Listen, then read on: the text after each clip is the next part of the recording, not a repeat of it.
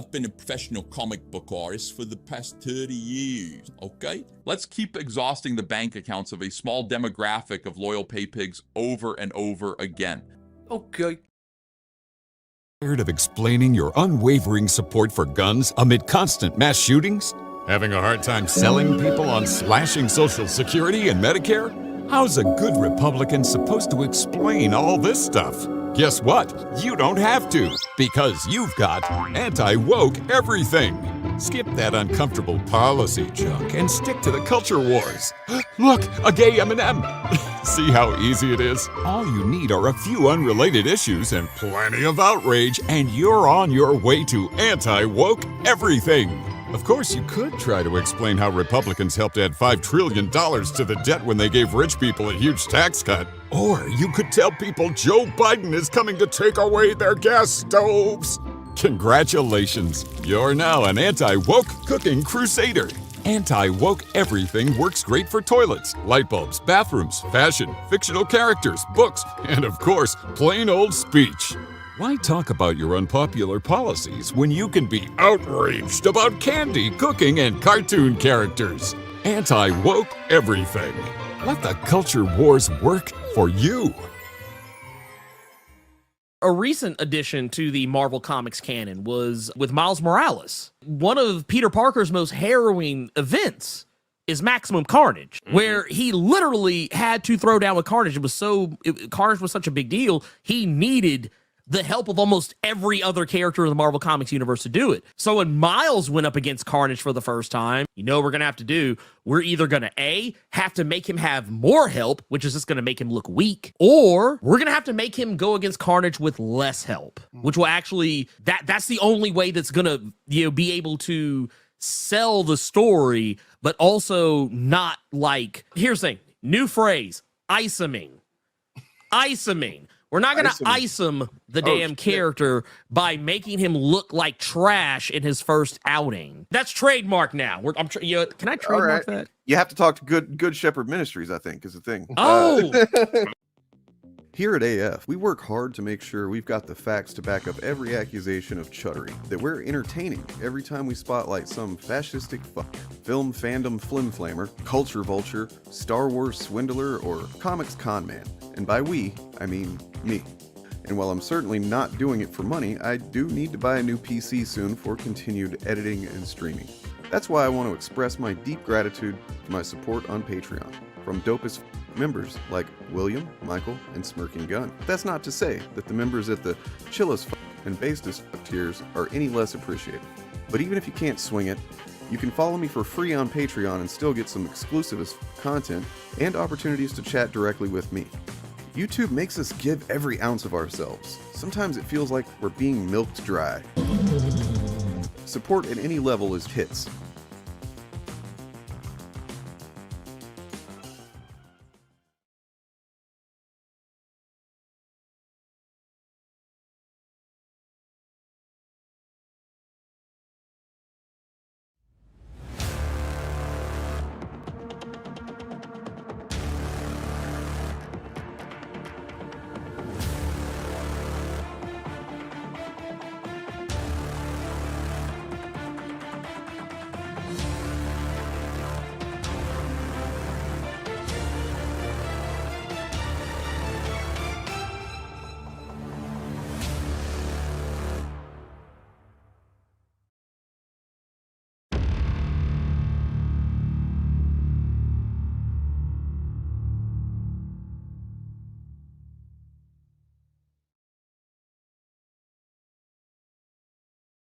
Look, here's the thing.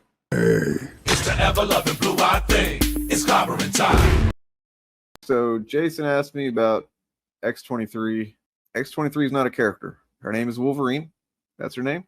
So she is Legacy. She is officially Legacy, and she's rad. And now there's actually two of her. There's a second one now in the comics because comic book shenanigans, compressed time, Children of the Vault, older one. Yeah, so I'm working on a video slowly but surely about Wolverine, and it primarily focuses on Logan, but I'd be a silly bastard to not cover Laura a bit in it. And actually she plays a pretty significant role in the point of the video about Logan, so yeah. Look for that sometime before the end of the year. I got delayed. Anyway.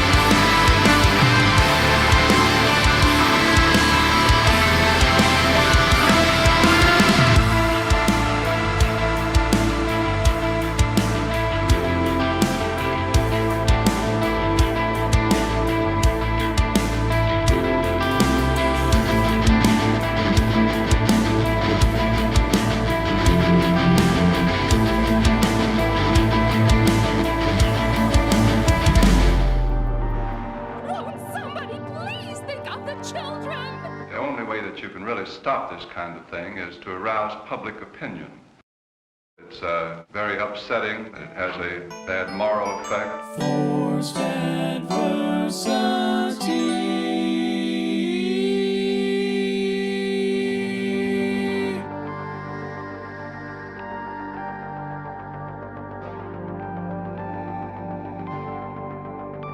Ask yourself, what's more terrifying? Fear or the frightened? The facts of history and the aggressive impulses of an evil empire. Bad, B-A-D-D, bothered about Dungeons and Dragons. Up yours, woke moralists. Socialism has spread the shadow of human regimentation over most of the nations of the earth. And they're pushing identity politics with this. They 100% are.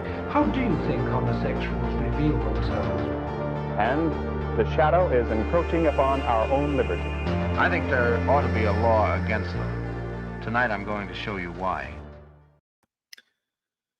That one guy, there's that one guy that was in there, that clip, the one that's talking about, they're doing identity politics or whatever. I've heard some stuff about his community. I've heard it's not like safe for children. Just what I heard, just what I heard. Hello and welcome. This is a special Saturday edition of the Fapcast. You may have seen, where it was at one point, and it is still about that. The governor of Texas and everything going on down there right now, because holy shit, it could go badly. But yeah, and then, but more recently, I've updated the stream, at least on my channel, on the Fapcast channel. It's still the same. And I've got it looking different. It says Horthor. And I don't love that word, but for rhyming sake, I'm using it on the thumbnail. It's not a word that I think has any valid actual use. Of course, other than to demean and otherize someone for literally a job that people have done forever. Nonetheless, Al Ewing is... I'm outraged, okay, is what I'm trying to say. I'm fucking outraged at Marvel Comics right now because of what they're doing. Can you believe that this Al Ewing writer, he fucking sold Thor to a corporation? We're going to talk about it, and we're going to talk about Texas. But look, I'm not equipped to do those things by myself. I am not someone that is qualified to talk about really anything on the internet, like without supervision, which is why I've got Morgan here. Hey, how's it going? What did Al Ewing do this time? He fucking that woke bastard. He sold Thor to a corporation. Wait. Thor was already part of a corporation. Wait, yeah. Oh, flawed premise. Oopsie. Wait, so are you trying to tell me that when these people panic about like woke shit and assign it and like say a corporation is woke, they're just like wrong? Maybe maybe. So what the deal is I'm not actually outraged. I'm actually pretty excited about this. It's pretty clever, it seems like, and it's Al Ewing, and he's really never done me wrong. So I just wanted to talk about that because we're gonna have a bit of a mixed bag episode today. We're gonna talk about some comics. We're gonna chill, and then we're gonna also we got to start addressing this this fascist elephant at the southern border. Yeah, it's time. It's time, and I'm sure it probably won't be. I mean, hopefully it will, but it probably won't be the last time because it seems like there's a intentional through line that was planned and accounted for, maybe even desired when this was set upon. But we will get into it, but yeah. So there we go. Let's fuck Marvel. Thor. And as I said, that's a word that like I'm only using in this context because it rhymes, and because I'm using it ironically. Never has there been a more punchable face on Thor. We talk about that, like his face.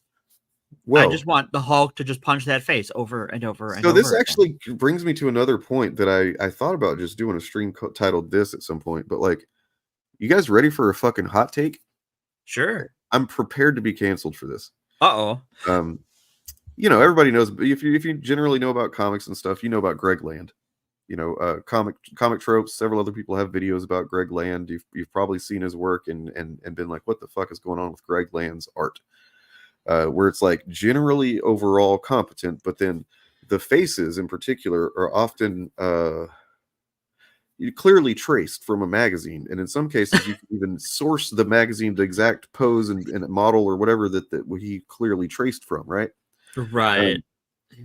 But here's the hot take: he seems to have heard all of that, and he's gotten better. Wait, what? You can't get better. That's illegal. They banned getting better because real fans who value the customers don't want things to change. So artists can never get better. So that's what I've been told by real fans who value real fans.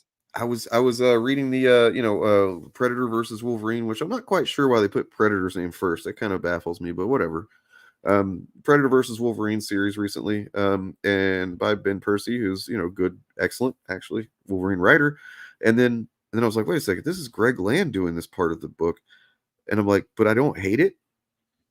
The faces are like unique faces. They're not just like easily recognizable. It's like, oh, I see what he's trying to do there. Yes, you get it. Yeah, thank you. That's the series that I was like, oh my god. I'm realizing that Greg Land probably heard. I mean, look, when it became kind of just almost, he was getting to be Liefeldian in status in some ways. Not Liefeld. I mean, and he's definitely not to the same stature of Liefeld, but Liefeldian in the sense that if you know who Greg Land is, you're going to associate him with some wonky face art and tracing, right? Yeah. It's yeah. Oh god, he does look like Musk a little bit, huh? Oh my god, that's why he's so punchable. That'll do it. Anyways, yes, Artie, we are going to talk about the details, and then I wanted to also, McLeod, very sorry to hear that, man. That's rough, as you said. I'm just taking the word you said. Sorry to hear that. And condolences, and just take care of yourself. Be there for people if you can, and if you have people that you need that you can rely on, and you need them to be there for you, communicate that, and just generally take it easy. And our thoughts are with you. Indeed. All right, so what do we want to do first? Do we want to do the fun stuff or the not fun stuff first? Let's do the fun stuff. We'll do the unfun stuff, and then we'll end on some secret fun stuff. Oh, do we have secret fun stuff? We have secret fun stuff. Secret from me, even, apparently. Apparently so. Oh, we talked about it a little bit last night on the Live AF. Oh god, I was out of it. What I'll have to. You know what? I'll let it be a surprise. I trust. Let it be a surprise. All right, we'll surprise you. We'll take care of you. We got you. We got this. Secret fun stuff. Yeah, top. Yeah, secret. Is it butt stuff? Because it's usually No, it's not. Oh, No, okay. no. All right, fair enough. All right. So you might have noticed there was a clip that I played there. I dropped it in the middle of the intro reel there, and for some reason it's not full screen. I guess I didn't pay close attention when I exported this because I was just laughing too hard. But like, it's this one. Her name is Wolverine. That's her name. So she is Legacy. She is officially Legacy, and she's rad. And now there's actually 2 of her. So update, spoiler alert. Now there's not 2 of her anymore. Now there's no longer 2 of her. Well, I mean, sorta. Yeah, just one of them is no longer around. Seems like. Yeah. And then, sorry. Go ahead. I mean, I was stopping myself because I didn't want to just start spilling all the details of it. So yeah, it's X-Men in the Wild. I wasn't expecting anything from the High Evolutionary right now during this Fall of X period. That's what I'm. No, I'm just like, hi, what are you doing here? Oh, right, nothing good. So fucking, and like, come on, man. She's like, anyway, I gotta keep it together. Keep it together. Keep it together. Point being that this was the part that I wanted to highlight just because, man, do I really feel silly after finding this clip. Cover Laura a bit in it. And actually, she plays a pretty significant role in the point of the video about Logan. So, yeah, look for that sometime before the end of the year. Oops. And this was I think this Legacy stream was, I don't know, fall, summer, something like that. Yeah, I remember this one. So yeah. Well, deadlines, they slip. But I don't regret it. I don't feel too bad because you know what? It brought us the year of Bub. If I had actually gotten that video out, we probably wouldn't have a year of Bub. And we have to have the year of Bub. And I do have some discussion about Bub today. Woo. And in fact, I have 2 things I'd like to discuss as far as just like moments in comics. That seems to be the thing that I'm going to do with this. Yeah. And both of them involve actually Laura. Oh. So, well, I mean, Logan too, but Laura's there. Yeah. It's kind of almost centers around her, both of them. So, I started reading X-23, the 2010 run. Sure. Which I was very happily surprised to see that Gambit is throughout the whole thing. He's like her Jubilee or something, or her Shadow Cat. I don't know. It's pretty cool. He just shows up and he's like, hey, he doesn't seem to have any negative intentions or any underhanded intentions. He's just like wanting to be there for her. Perfect gentleman. Good guy, Remy. Do you smell that? No, what? It smells like something's getting clobbered. Oh shit. Yeah.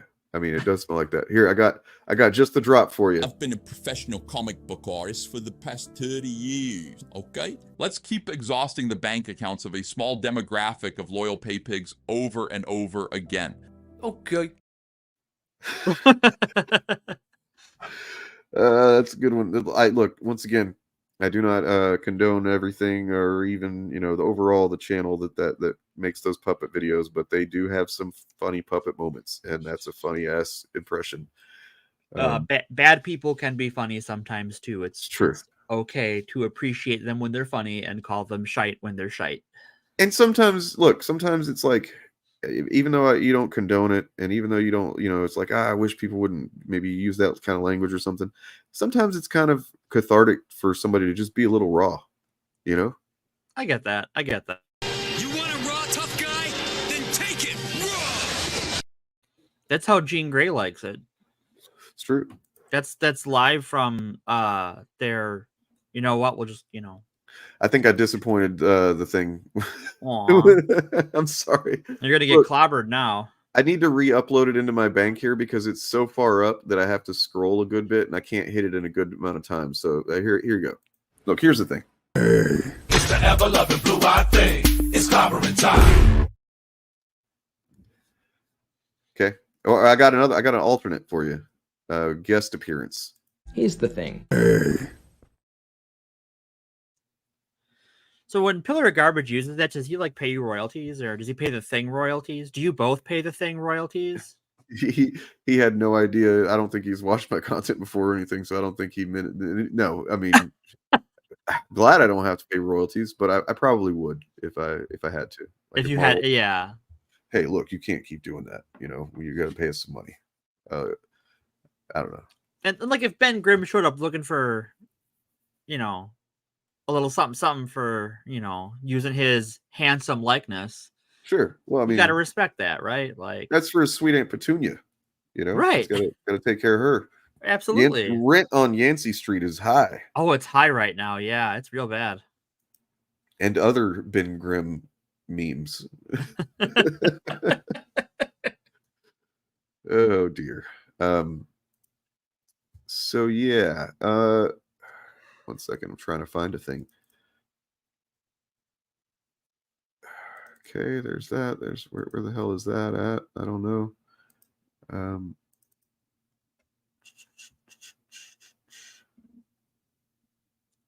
Man, I've just lost this thing I'm looking for here. Oh no, thing gone. It's all good. I'll find it eventually. But you know what? Fuck it. We're moving on. We're moving on. We don't have time for it, folks. We don't have time. Let's reset. Just do a quick look. Okay, so Jason asked. All right, we all reset.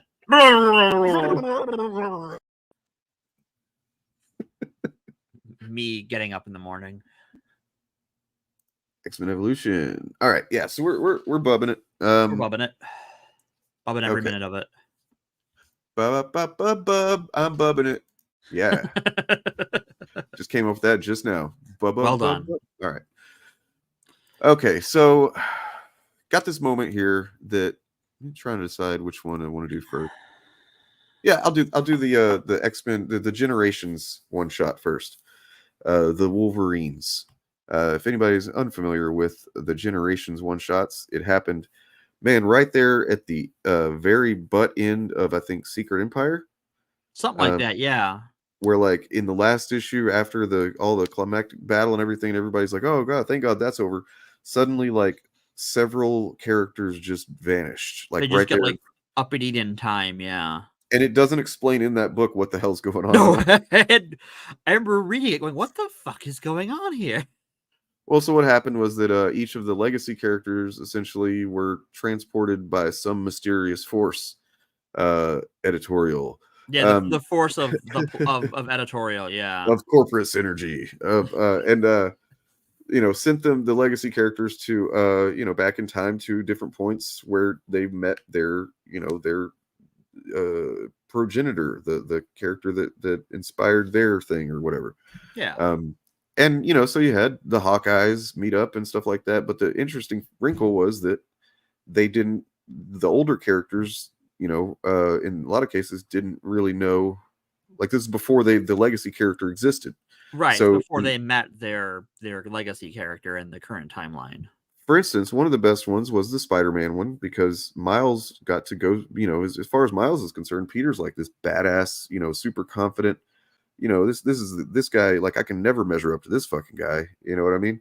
And then he goes and meets him, I think, right after Gwen Stacy had died.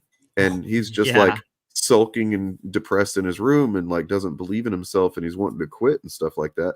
And Miles, he doesn't know that he's a Spider-Man. I think he's just kind of, I don't know if he takes his costume off or what happens, but he basically just kind of consoles him and shit, even though Peter's like, I have no idea who you are. Who are you, strange child? So that was what happened with that one. But the Wolverine one I had not actually read until kind of recently.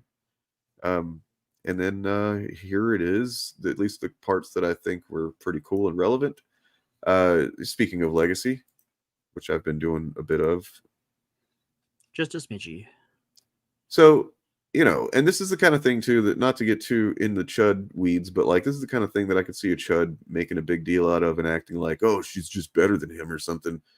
Was like, no, she's different than him. Right. They have different skill sets. She moves like nothing I've ever seen, hacking undead ninjas to bits and so on. It's like, he is a berserker. That is his thing. Right. She was fucking trained as a child to be like a silent stealth ballerina murder machine. She's an assassin. Yeah. You know, and so they're just killing people together. Like you do. That is Wolverine family bonding. He doesn't really ask a whole lot of questions. He's just kind of like observing, right? Like she's surgical, doesn't waste a cut, and you know, it's actually kind of scary. I wouldn't fuck with her.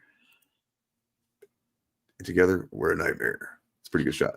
That's a cool shot. Just beating up fucking hand ninjas. Mm-hmm. You know, and they're undead, so like you can do whatever you want. You can do whatever you want, yeah.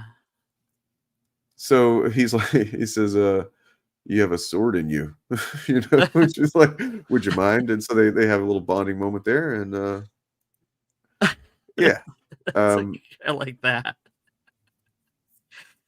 So he's like, nah, I'm done just going along with this. What the hell's happening? She's like, I don't fully know. But you knew about Akiko. You knew she'd been taken, you know. So this was like, I think that was his wife, that Dawkins' mother, right? Right. Yeah. Pretty sure that's that one. I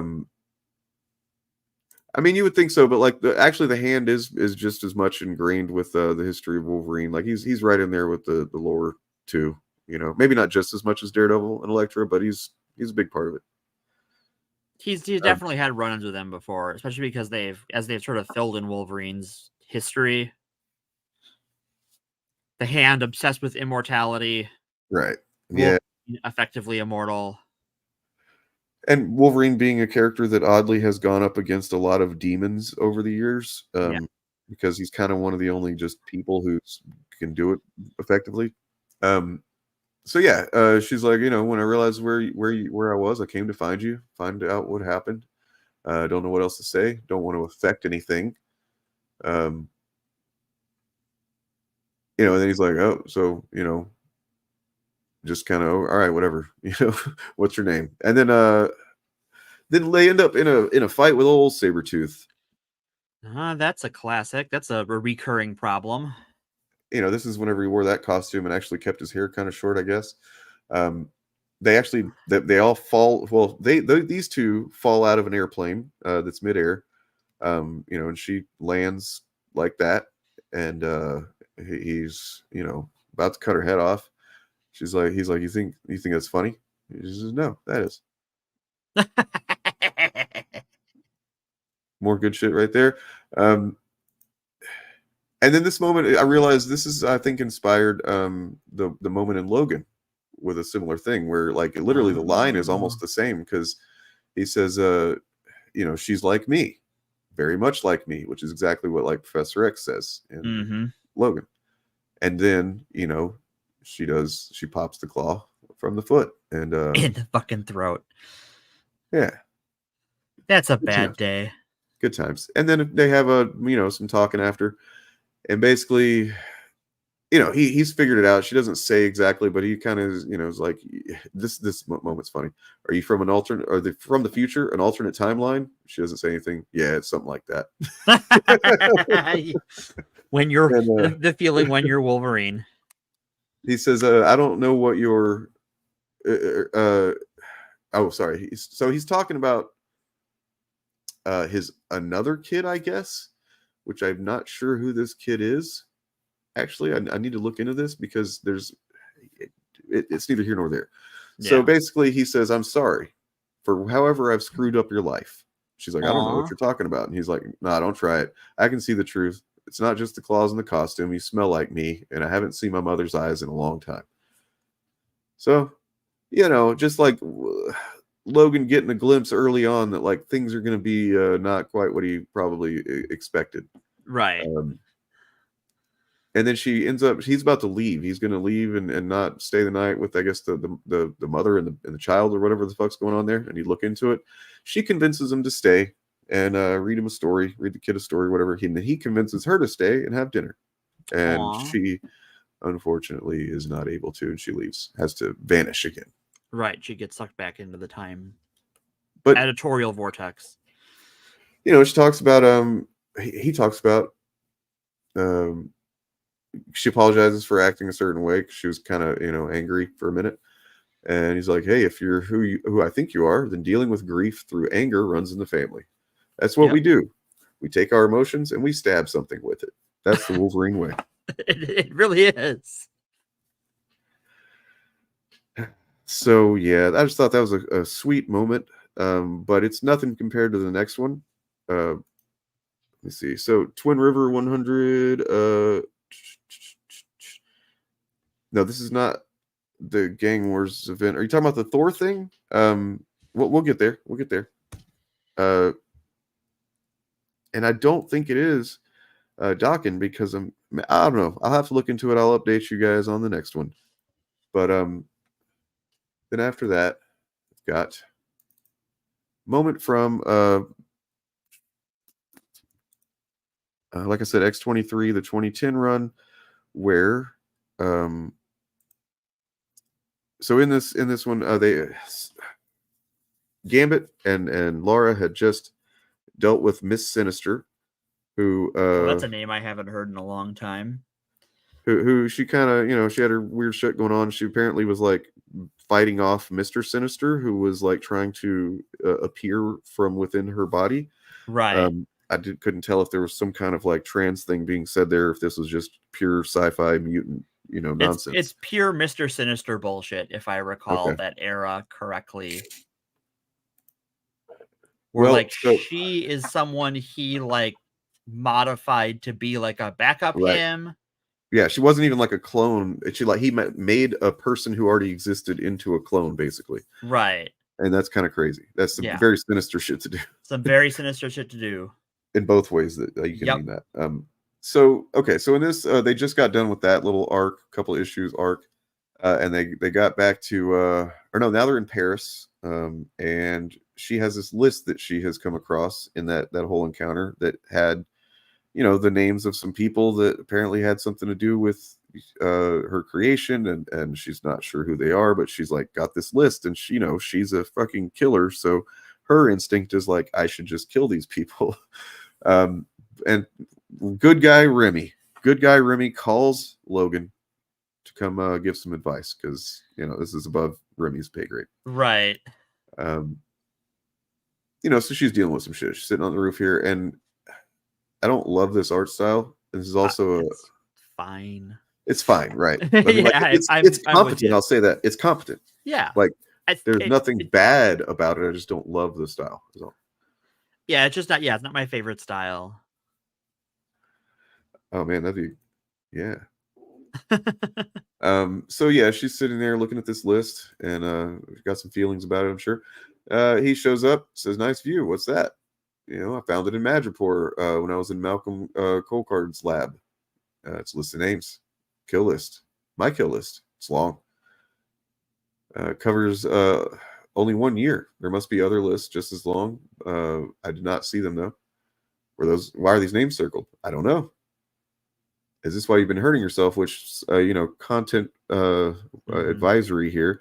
Yeah, this issue did start with her just cutting herself in the bathroom at an actually public bathroom. It raised the scene. So this is the thing that I wanted to get to right here. So he says, "Do you want to die?" She says, "I do not know. I wish I had answers for you, kid. All I tell you is that you need to have some faith. Faith in life, in people, in yourself. Trust me, all the names on this list, on any list you've got, it's nothing compared to what I've done." She says, "I remember them all. I felt nothing when I killed them.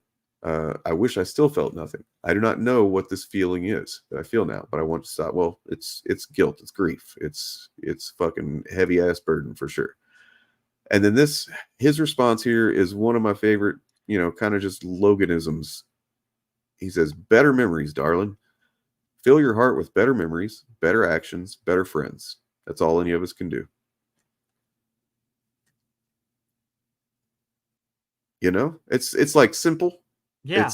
But it gets right to the point, and it's absolutely true. I don't love the faith part, just because I get kind of like, anytime somebody's like faith, I'm like, I get what you're saying. I know you don't mean it in the religious kind of sense, but but the other part, that's practical advice. That is like very just easy to follow, well, not easy to follow, but like easy to understand advice. Fill your heart with better memories, better actions, better friends. And I relate to that because I feel like I've been doing that for several years now, and it's definitely paid off. So there you go. And that's, you basically you can't completely remove the dark shit you carry around, or the guilt, or the grief, or whatever it is. It's going to be there to some degree. You can learn how to cope with it better. You can learn how to process it better and live with it, but it's going to be there. Mhm. But the most important thing you can do is just to kind of balance it out, and even counter, like overbalance. That's not a fucking term. To outweigh it with better experiences. So there you go. Loganism. I'm fucking calling it. That's a term I just coined. A Loganism. All right. Yeah, I would say it's really that scene sort of shows like the sort of the depth of Logan's character, in that like he understands he just is this natural asshole removal tool. Uh-huh. But he doesn't let it be all that he is. Right. When you think about his attitude and how he dealt with people when he first was introduced in the comics, right? Mm-hmm. And like, of course, I know that this is not like literally they planned out his character arc or anything. I'm not dumb. But it is still cool the way that, like, if you imagine it in good faith and in canon, you can think, man, this guy's really fucking grown like a lot. Long way. He was a guy who, if you just said, hey, Wolverine, can you stab that thing? Hey, don't tell me what to do, and he'd like call you a name or something, and like, and then stab it anyways. And then stab it, yeah. But like, he didn't like being told what to do. He didn't like anybody getting too personal with him, Right. Like, well, and I think that's part of the, when we talk about like hanging your story, like we were yesterday. When you're having a character as popular as Wolverine is, and you want him in everything because he's so popular and he's a cool character, right? Like, I get why he's in a lot of books. Uh-huh. You have to temper that like loner murder machine with something. Otherwise, like, what's he doing in all these team ups, right? So are you suggesting that actually that the drive for capitalist profit, capital gain, is actually what made Wolverine a better character? No, but that kind of is, because if the idea is, this Wolverine guy is popular, we got to put him in as many books as we can. But wait, what's the point in putting him all these books if he's just going to be an asshole to everybody? He's got to develop some relationships. So you know what I mean? Like, right. So I think it is not a like direct cause. I think it is like if you are a writer writing these comics, right? Like you for whatever reason want to tell a good story. Like every person has their own motives and their own ideas of what that looks like.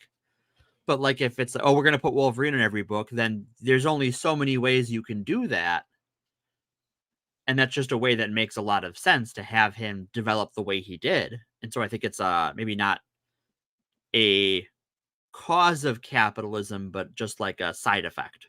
I know. I'm just totally joking. I mean, I will not benefit or credit fucking capitalism for the work that, many excellent writers did. A dozen plus writers over, to take a more or less kind of two-dimensional character to some degree and, making him something a whole lot more than that. No, they didn't start. Look, you may not like that artwork, but that's clearly human art. You know what I mean? Like, I feel like it's clearly human art anyway. Yeah, it looks like I think PR said it earlier, that it looks sort of anime, and I don't disagree. I think it's sort of influenced by this like pseudo realism as well. And it's fine. It's not my jam, but it's competent. Yeah, it looks professionally done. Well, there actually has been a comic book made with AI. I've thought about. I looked into it and realized the people doing it are not good for a couple things. But like, the premise of the comic on its own is actually a good one, and I wanted to support it because it's actually an AI. It's everything with this comic, crowdfunded comic, is made by AI. But the point is, the story of it is a future where humanity has let go of creating anything itself and has let machines and algorithms start creating everything, and the world has become soulless. So like, it's kind of this fucking commentary on itself kind of thing, which I thought was kind of neat. But yeah, then I looked and was like, I don't like those people very much. Some of the things they say. That tracks. A lot of AI bros are a whole thing, and a lot of them have are the sort of people you would expect. Actually, in Rolling Stone, Robert Evans of Behind the Bastards wrote an article about the Consumer Electronics Show earlier this month. Oh, it's a really interesting read. He's writing for Rolling Stone now. That's pretty cool. He's done guest pieces for them before. I mean, he's essentially a modern Hunter S. Thompson, so why not? Yeah, no, it's a really interesting article, and I would recommend checking it out should you get a chance. So it's not it doesn't matter. That's not what we're going to get into. We got to stay on track here. No, you didn't miss the Horthor. I think we're at Horthor now. We're at Horthor now. And then and I know what you meant, PR. I got you. So the thing with Thor is actually kind of awesome. Sounds like awesome anyway. And like I said, Al Ewing, I'm going to trust him on it. He had some good anti-corporate commentary in Immortal Hulk. And I think that's what he's doing here. And it's kind of like, it's not going to sit here and act like he's getting away with something underneath Marvel's nose or Disney's nose, because they know what he's doing. But like, right.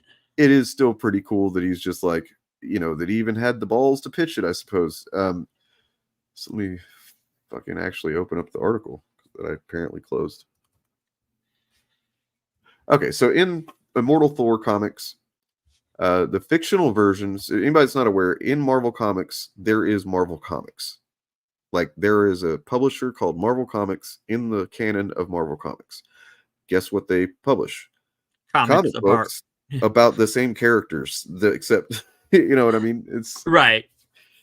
So there's a Spider-Man comic, and there's, all this, whoever's licensed it, I suppose, and agreed to it. But so in the comics, Marvel Comics has been purchased by Roxxon, and it's relaunching Thor as the defender of big business. It's official. The rights to Marvel Comics are now owned by the notoriously evil Roxxon Energy Corporation. The rights to the metafictional version of Marvel Comics that actually exists within the Marvel Universe, that is, which, much like the real-world Marvel Comics, tells the tales of superheroes such as Spider-Man, Fantastic Four, and, of course, Thor. That news actually broke back in 2023's Immortal Hulk #4, but Marvel, the real-world Marvel, has now announced when and how Roxxon's purchase of the fictional Marvel will first start to make waves with April's Roxxon Presents Thor #1 by writer Al Ewing and artist Greg Land. Introducing Roxxon's revamped version of Thor, Chad Hammer. Get the fuck out. A pro AI spokesman who also moonlights as the Roxxon Thor, a defender of big business and the sanctity of shareholder value. Oh my God. Yeah. Oh my God. It's almost too brilliant. It's so here's what I want out of this. There we go. I would love this book to come out on preferably Monday, April the 1st. Oh. But alternatively, like, it can come out the 3rd, but you put like the publish date as April 1st on it, just because like it's so fucking cringy. Just like go full fucking Mad Magazine on it. Praise Bill. And just lean in all the way. Because that's some Mad Magazine shit. I fucking love it.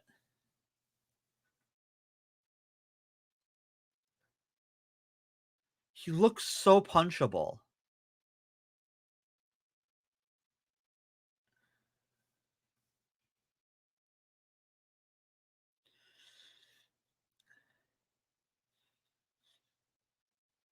Yeah, McLeod, I could do a whole, and we probably should at some point do a whole episode on AI, but I will have to write that one carefully.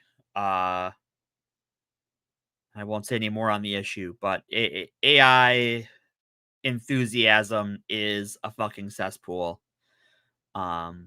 and it's going to cost a lot of people their money and their lives potentially. It's quite bleak.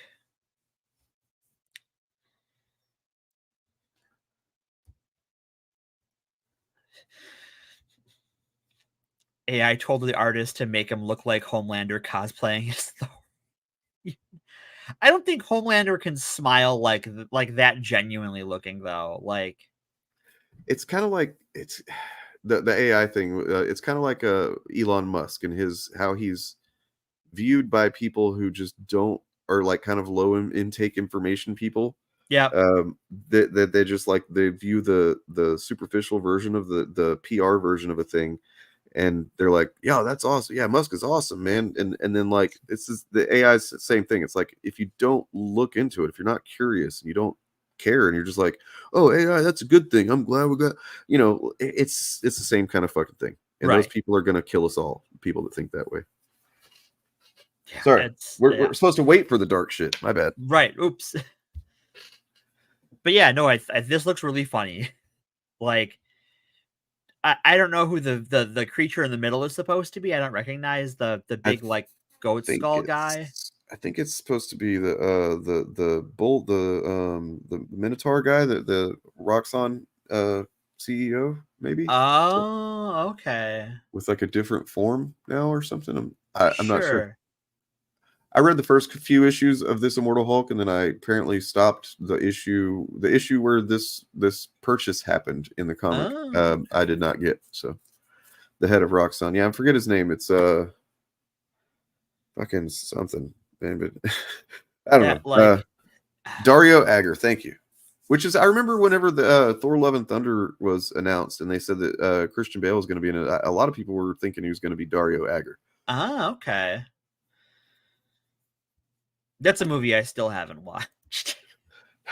Still, just like it's a frustrating movie. There's some really, really cool, good stuff in it, and then there's just like what's going on here? Anyway, yeah, they use the old Valkyrie who's been dead since War of the Realms, right? Yeah, I mean, so apparently, I don't know. Let me read a little bit more into it here. So yeah, Roxxon presents Thor #1 ties into April's Immortal Thor #9. Also written by Ewing with art by Ibram Roberson, which will delve further into why Roxxon is focusing its efforts on Thor, specifically because the company is run by his old enemy, Dario Agger, who has teamed up with Thor's perennial nemesis, the Enchantress. There it is. Yeah, it's all leading to what Marvel is billing as the Roxxon Age of Marvel Comics, an apparent event starting in May, as announced with a piece of promo art by Nick Bradshaw, seen here along with the cover of Immortal Hulk #9 by Alex Ross, and the cover of Roxxon Presents Thor #1 by Greg Land. So yeah, there's the one right there is the Nick Bradshaw one, and then I'll pull the other ones up in a second. Oh, so here's the statement from Al Ewing, I guess. Or okay.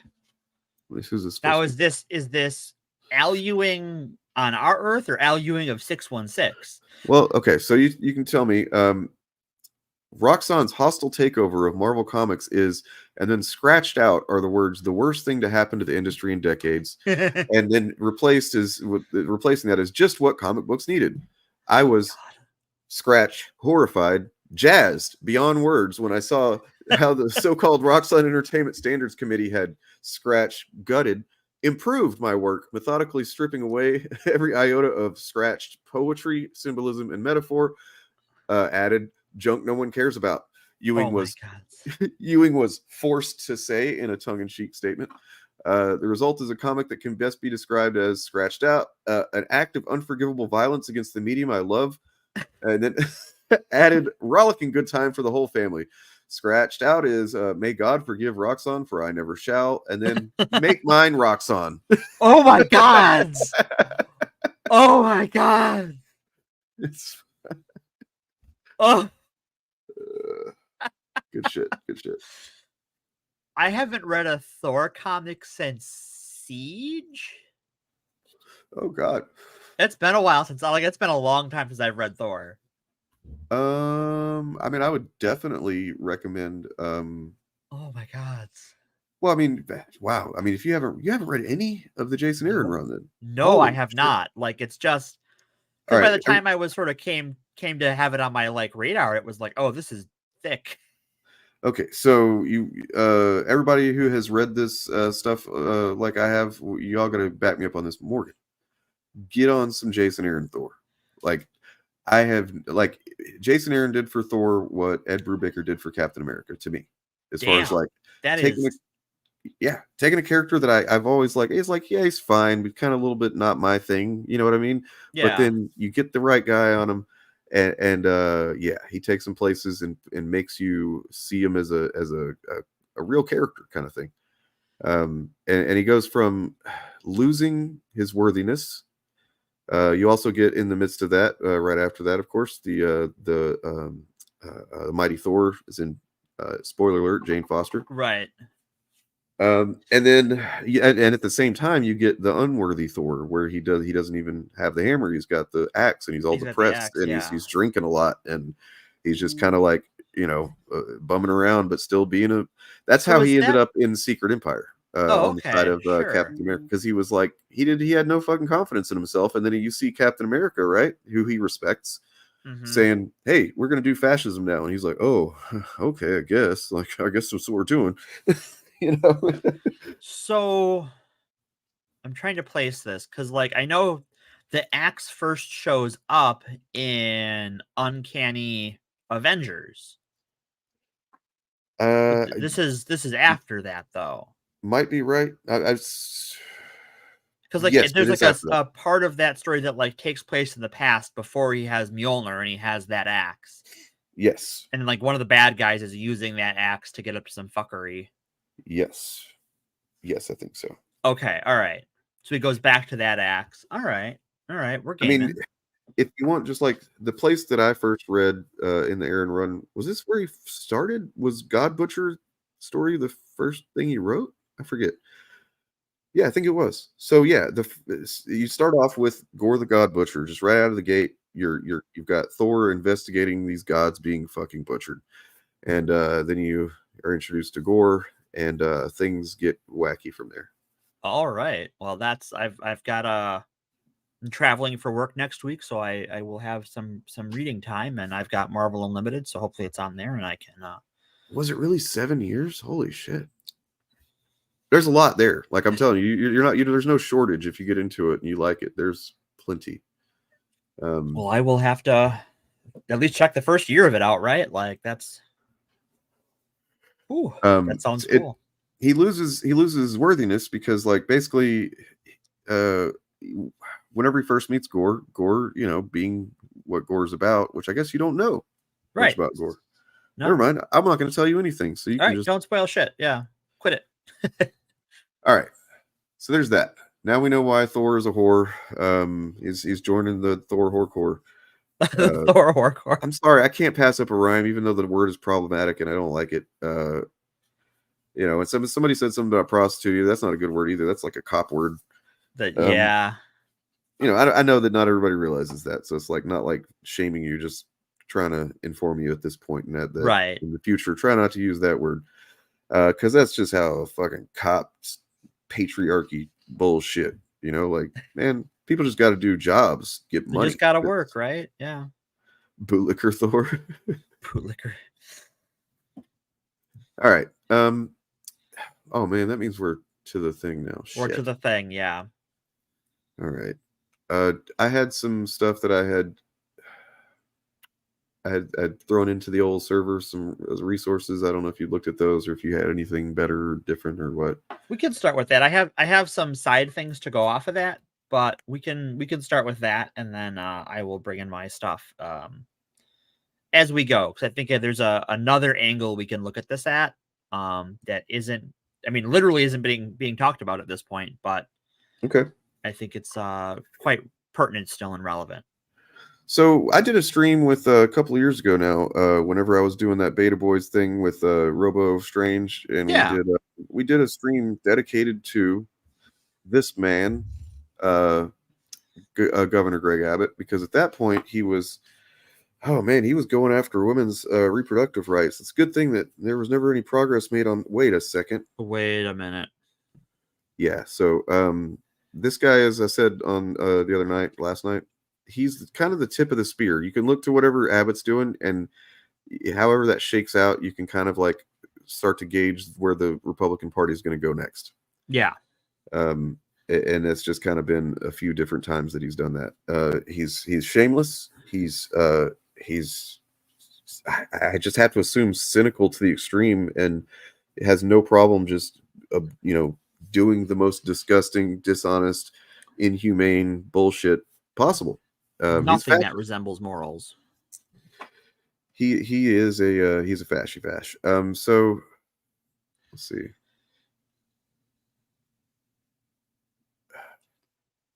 Just where to start here. Okay, so a good place to start is the ice storm a couple of years ago in Texas. Yeah. And for full disclosure, I was born and raised in Texas. I lived there until it's almost been 10 years now that I've been in not Texas. But so I know about Texas, a few things about it. Back whenever I was in legal trouble when I was a younger man, Greg Abbott's name was on all the paperwork that I had to fucking deal with, because he was the what you call it, Attorney General. Yes. Yeah. So I knew his name before I even gave a shit about politics. I was like, I don't like this fucking guy. I hate this guy. All the things that make my life suck are signed by him. Fuck this guy. Right. He anybody that saw the title, my shitty low fucking swipe that I took at him, I don't care. I really don't. I said he lost a fight with a tree. Well, he's paralyzed from the waist down because he had a tree fall on him years ago. And I just don't even fucking care. I honestly don't. Fuck him. Like, he's the only fucking person in a wheelchair that I would just gladly beat the shit out of if I had the chance. Well, you know what? We've had a good American leader in a wheelchair. For some definition of good, we can have, we can say bad things about the bad one. I think that's fine. I mean, he's not like terrible because he's in a wheelchair. No, he's an ass monster, irrespective of that. If anything, I mean, like, that tree should have tried a little bit harder, I think. a little higher. You were slacking, tree. Anyways, okay, enough about that. So, God, there's just like the litany of shit that this guy has done, is doing, will do, has said. It's too much. Like, I remember that stream we did. We just listed stuff off for like 2 hours straight. It's a lot. He is, he's one of the, talking about tip of the spear, like a lot of the anti-trans legislation we're seeing right now across the country, was piloted in Texas. Yep. And, that's a state I can't go to the bathroom in anymore. Right. Yeah. I mean, you can. It's just like you're going to be, kind of dehumanized when you do it. And that's not cool. No. I guess you can't, right? Like, I'm sorry. I'm realizing now that what the complications would. Jesus. Yeah, no, it's actually a crime. Because either way, somebody's going to be like, oh, yeah, goddamn. All right, so okay, here's the thing. Not the thing. Here's a thing. So he likes to focus on fentanyl as a big problem, and fentanyl is a big problem. It is absolutely. But this is a good example of how he uses sometimes valid things to deflect from enormous, egregious, fucking just like utter fucking failures of governance. So Texas has an old ass electrical grid, right? And there's something you can see in common with these red states. They want to talk about their states being so awesome and stuff. Is that almost without fail, every single majority, like Republican leading state that like just election after election, they're going Republican. They have old ass infrastructure. Their infrastructure is literally falling apart. Literally, because they slash regulations all the time. That's like they corporations. Well, they not only slash regulations, they slash public financing of things, right? So True. like, or they, so for your power grid, right? Texas power grid is completely deregulated, and so it's just a disaster. So this is an article, I'm just as an example, from July of 2022. And it talks about how the governor is showing concern about overdose deaths as he faces scrutiny for mishandling gun violence, COVID-19, and the electrical grid. The electrical grid issue, I don't remember the exact number, but I'm pretty sure a couple of hundred people died because of that electrical grid failure. That sounds correct. So, yeah, he held a press conference in Houston to warn Texans about a deadly scourge spreading across the state. Not the merciless heat wave that had their mismanaged electrical grid teetering on the brink.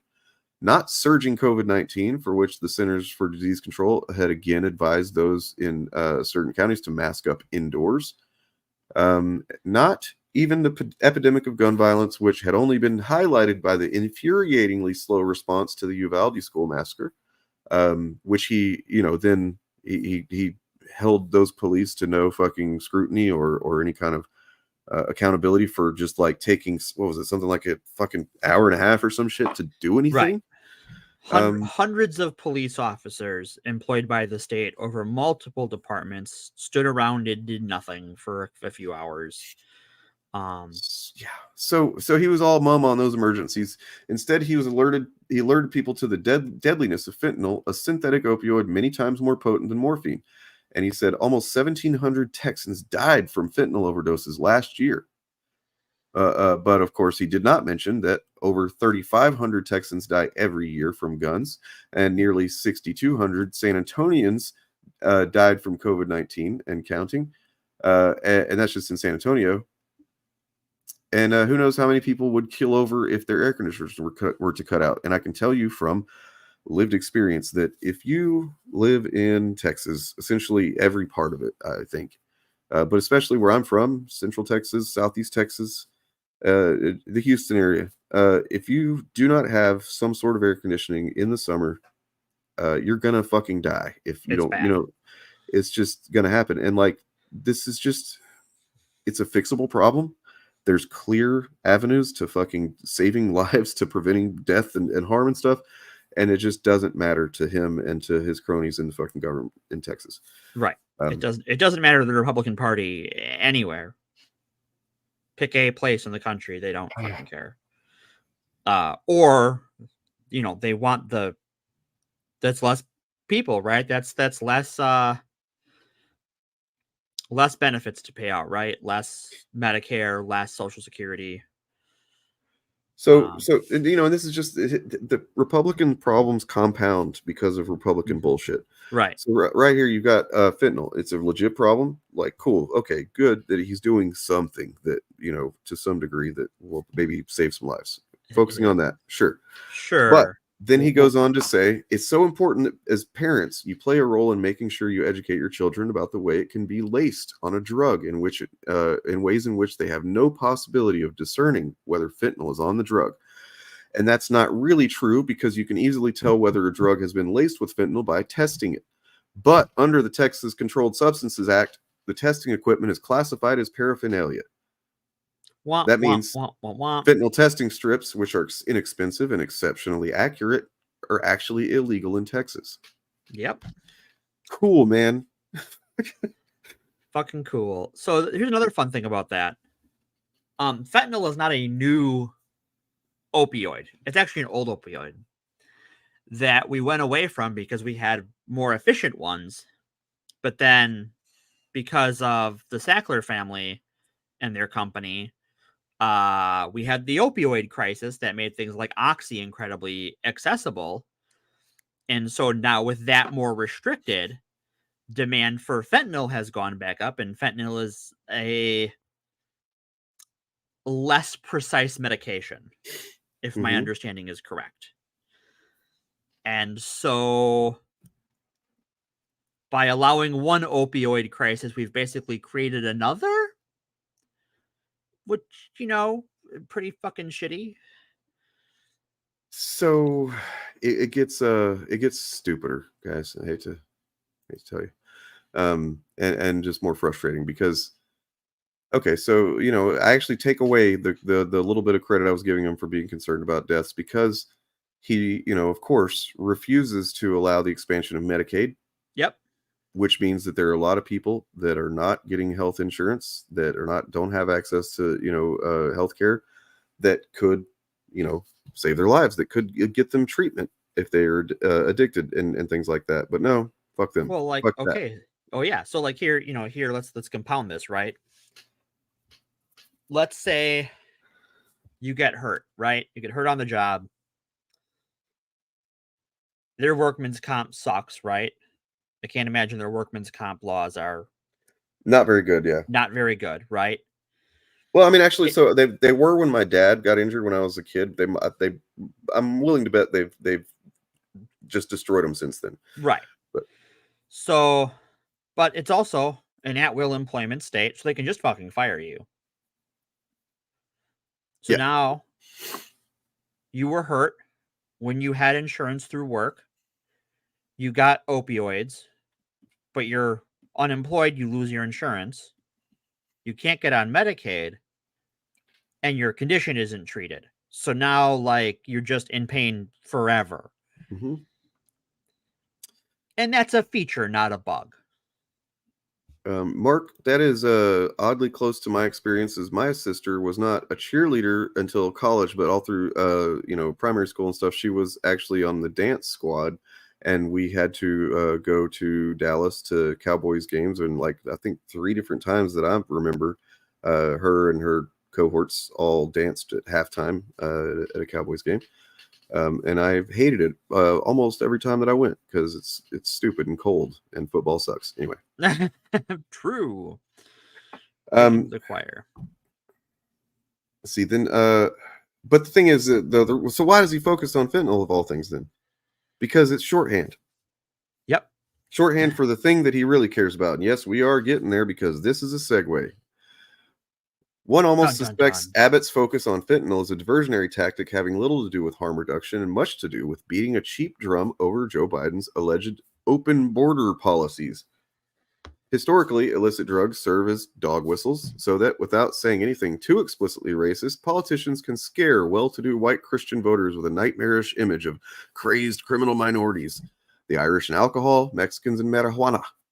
Mm-hmm. I don't know why I said it like that. Blacks and crack cocaine, methamphetamine, and poor rural whites. So yeah, I never really thought about that way, but yeah, there is a specific demographic attached to each of the drugs. Right. And you would think that he would want to do effective border policies, right? If the problem is the border, I mean, first of all, why is he calling it an open border when that's just not what it is? That's not the case, right? He's lying, right? Like we can call it what it is, right? There is not an open border. The United States does not have open borders. So now the right wing has done a very effective job of demonizing refugees and how international law works with regarding refugees. So to seek asylum as a refugee, you have to enter the country that you're going to seek asylum in. But guess what that makes you a dirty immigrant, Bingo. And you have to turn yourself over to the authorities and say, I'm here seeking asylum. And the process costs time and money. Well, I mean, so look, I mean, they're just coming here. They're just trying to take advantage of our system and like, and get drugs in here and stuff, right? Like that's what they're doing, right? I mean, they're trying to take advantage of our system in that we have lax labor laws that allow them to get jobs easily. And in many cases, they're trying to take advantage of our system that, for all its faults, it doesn't allow, it doesn't allow gangs to go around and like threaten you to give them your rent money, or they're going to cut off your children's heads. Right. Which is, a thing that happens in certain areas. So Channel 5, once again, critical disclosure that this guy is allegedly apparently a piece of shit. I think he's actually admitted to it, as far as just being a creep toward women, but I'll be fucked if he doesn't make good documentary content. So he visited the border recently, and it was upsetting to learn about this, because like I did not know really how bad it is and what was going on exactly. And when I say bad, I don't mean, oh my God, those poor Americans are we're being flooded with all these brown people or something. No, I'm talking about the people who, can you take a second, imagine what you would need to have going on in your life to give up everything that you have, your home, everything you know, everything you've ever known, and then knowing that this country, there's a lot of hostility going on towards people that are trying to come in right now, and you still have to go, that's still my best bet. Right. And you fucking make this trek across desert, across fucking river, imagine they don't just do this because they're, this is like this underlying presumption with this stuff is that, that they're just doing it because they're that desperate to fucking do whatever sinister thing. Like, no, they're that desperate to not fucking die, man. Right. They're trying to live, right? They But yeah. And that's why they have to be dehumanized. That's why they have to bring up drugs. That's why they have to bring up terrorism and all this other shit. That's like, because if people start really listening to, like, as Callahan talks to a few people in these videos he's got, you start listening to what they're about and what they want, what they're, how they're looking at this. Oh no, wait, that's a human being. Oh shit. You know what I mean? So we can look at a couple of minutes of it, but sorry, do you want to say something else? Or? Not yet, no. Okay. It's can you hear it? No. Did I not? Let me I try can't again. hear shit. Still nothing. All right. Let me redo this here. Technical difficulties. I mean, I just didn't set it right the first That's time. fine. I'm the technical difficulty. That's fair. So I can talk about something as far as the how manufactured this is, right? Yeah. So Greg Abbott, I just popped it up on good old Wikipedia.com or .org. In the middle of the... Oh, there we go. Sorry. Go ahead. No, you can do your same what you're gonna say. So he was elected governor in 2015. And this current what he's titled Operation Lone Star, because he's a child with toy soldiers. Because it appeals, but why that's actually really cynical and smart on his behalf. Right. Because being from Texas, they love that Lone Star fucking They fucking shit. love it. They come on it all the time. Interesting timing. He didn't launch this until 2021. Like winter 2021, that like March time period. Did someone just like become president in 2021? Like, because he was in office for 5 years before 2021. Yeah, that's weird. But like, you're okay, welcome, Mark, PR. Mark, look, credit for the joke, but let's try not to fucking, give him. Let's not give him too much credit. It's a good joke though. Yeah, but people in Texas are religious over a lot of weird shit. I'll tell you that from firsthand experience. So for 5 years, this is, because Republicans have been harping about immigrants, for as long as I can remember. But like he was the governor for 5 years before he started doing this. Yeah. That's weird that it happened in 2021 in March. Like right when, I'm pretty sure that's like someone new became president. Some like Brandon fellow. Oh. I'm trying to, was that when Hunter Biden's dad? Oh, right. That Hunter Biden fellow who is definitely in office and definitely a member of our government. Give me 1 second here. I gotta talk to the missus real quick. So sure, have fun. So yeah, so as far as like how real is this? Well, when you're in power for 5 years and then you need something new to do, because you're a cynical shitwit who isn't really interested in like governing. You're a mercenary whose job it is to exploit tax resources to give to your donors who then pay you. We had to move on to something else. And so I'm back. it's a whole fucking thing. Welcome back. We missed you. All right, let's just, we're not going to watch much of this. I just wanted to give you guys a taste of it. A little sample. In the middle of the Sonoran Desert, hidden behind Border Patrol vehicles and makeshift tents, were hundreds upon hundreds of migrants, all of who hopped the U.S.-Mexico border in the past couple hours.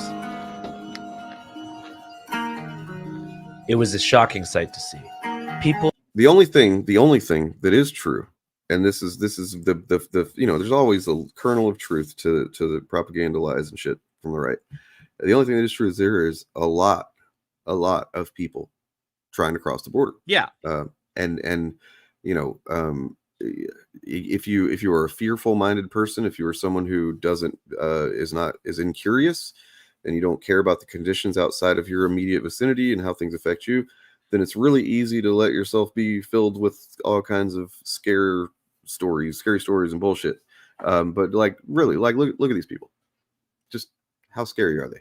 They're just people from all around the world, herded like cattle on the cold desert floor, sitting in silence, awaiting an uncertain future.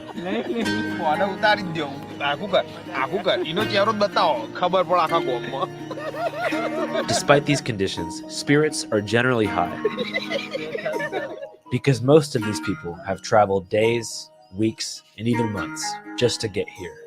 About 3/4 of them are single males, but there are also many children. America is at a breaking point with record levels of illegal immigration. These people's lives are at the center of the national conversation, but they could care less. They've finally made it to the land of opportunity, a nation allegedly.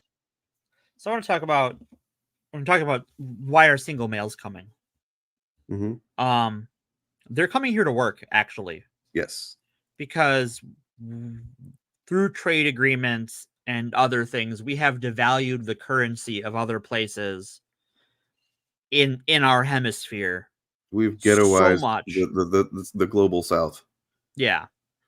And Mexico isn't the global South. It's the northern hemisphere. We like to think of it as part of the global South because we certainly treat it like it. Mm-hmm. But they come here to work, and often they know where they're going. They have a job lined up. Yep. But the people who are hiring for those jobs, those are never the ones who end up, sitting on the desert floor. Yeah. And the thing is that they're often also there are a lot of Republicans that vote. It's like I don't know how they hold both of these things in their minds at the same time. I don't get it, but because they only believe one of them, right? They use the other to get votes.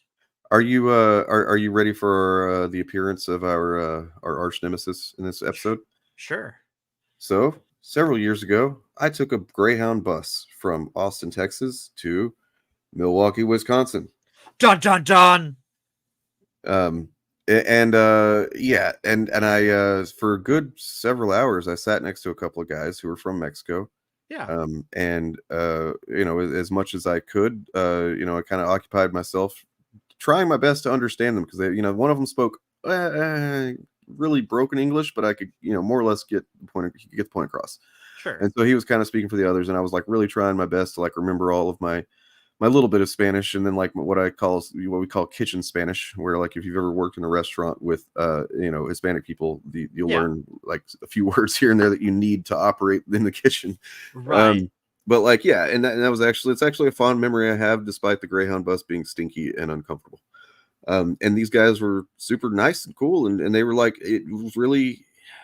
I'm fucking grateful for that experience because it was humanizing, and I think about them every time this situation comes up because they literally they've done it for I think 12 years straight. One of them had at this same time every year. He comes up illegally, and then gets on the bus and then goes to this farm and I think he was trying to remember what he was doing, but it was some kind of fruit I believe that he was dealing with. and then he, sends the money back home, and he lives rough while he's in the U.S. He's not, despite some of the narratives, they can't just come and take advantage of all of the, the fucking privileges and the right.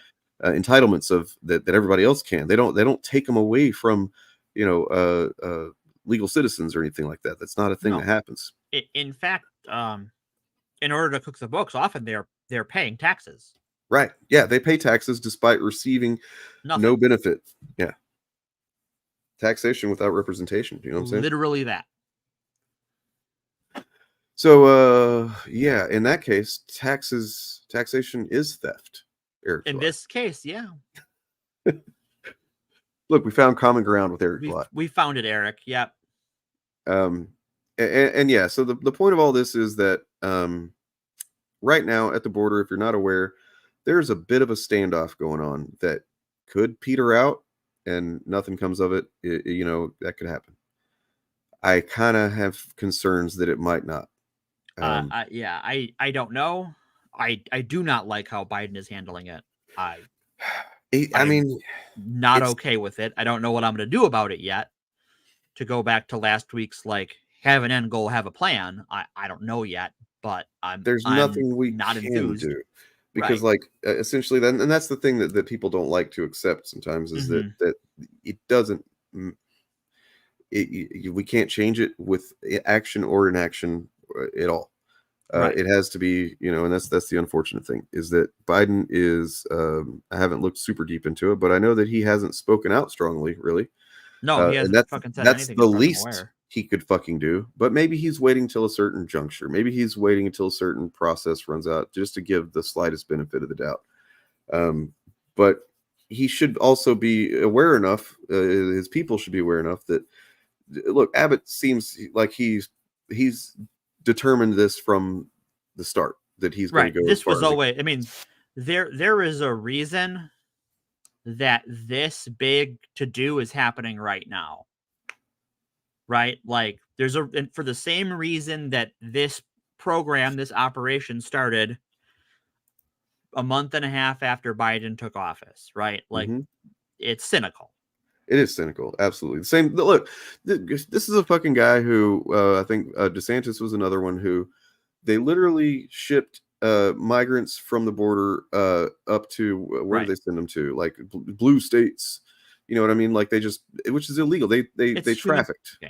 They human trafficked these people. Right. That were asylum seekers. I think in many cases, asylum seekers, if not undocumented immigrants, which is also human trafficking.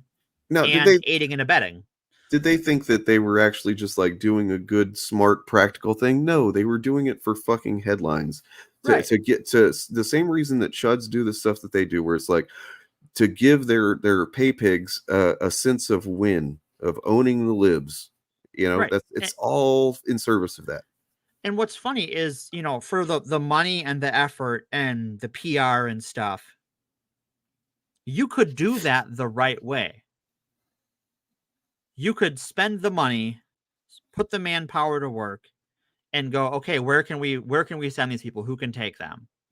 Who has the resources? Instead, what they do is they fly them to Martha's Vineyard is probably the most famous, but they fly them to New York and DC a lot. They've flown, I think, 40,000 to Denver. I read earlier today in a newspaper. And they could have fixed the Texas power grid, which, and all at taxpayer expense, right? This is if you're a Texan or a Floridian, your tax dollars are being used to traffic humans for a PR stunt. And let me be the one to make, since we just got done talking about this, and it's going to make me maybe unpopular to say, but I'm going to say it. The desperation with which they are trying to sabotage, not by having good policies, not by offering solutions or countering Biden's failures or anything like that. The desperation with which they're doing PR stunts and fucking cynical, headline grabbing bullshit that doesn't do anything practical or effective. That desperation should tell you why it actually is important that we do, vote for Biden and Democrats in general in November, because despite the fact that he's fucking up on several points. He is, it's one of those things that like if I got one of those, poll calls, oh, do you approve of the job Biden's doing? Fucking no, I don't. And then if they asked, would you vote for him? At time of this phone call, yes, but we'll see how that goes. You have to keep in mind, would you be happier with the alternative? And right, because Trump isn't going to do, and is going to do worse, right? And speaking of Trump, you want to talk about Republicans who hire illegal immigrants. That's Donald Trump. If Ron DeSantis wanted to go after, someone who's bringing illegal immigrants into the country, he could start at Mar-a-Lago. Yeah. And this is exactly it, Reggie. Sorry, I didn't mean to step on you there. Yeah, no, you're good. And we, unfortunately, this is the fucking cold, bitter reality. The thing is, though, this is because we have not been engaged for so long. This is because up until 2016, maybe 2012 or something, like so few people really gave a shit about anything, the issues that actually face the country, because, really a lot of them didn't affect anybody. Like a lot of the stuff I remember hearing presidents and other people, other politicians arguing about was like, I don't even know, that doesn't affect me. So like I was disengaged, or at least I didn't think it affected me because I didn't look into anything.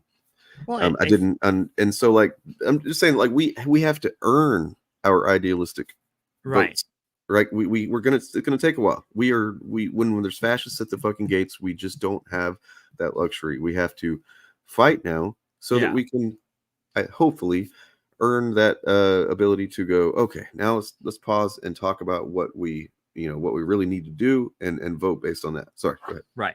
No, and I think, it's also important to remember when you're talking about like the bad decisions of the American electorate. Like we had Reagan, and Reagan second had as president for 12 years with, George Bush Sr. We had 8 years of George Bush's crusade, W's crusade against the Middle East and all the patriotic fervor over that. And so like there's a structural deficit that progressives are working against, and that establishment Democrat leadership is just not the best at handling. But yeah, also Bob is right. The president is the wrong focus. Focus on your state, local elections, not the guy at the top. Yeah, exactly. I mean, so the thing is, though, it's not the wrong focus to disagree. I agree with what you're saying, but it's not the wrong focus because so many people are focused on it. And because of that, we have to engage that point. We have to. It has to be something we talk about. But I think that, when I talk about, voting for president, I'm voting for president as the president that's going to be the most beneficial to state and local officials. Sure, absolutely. Rather than voting for president as the guy who's making state level or, The sad thing is that if we just go, man, fuck it, Biden. I'm not voting for, I'm not worried about Biden, whatever. Like people who otherwise would vote blue down ticket, progressive candidates down ticket, they're not going to even show up. Right.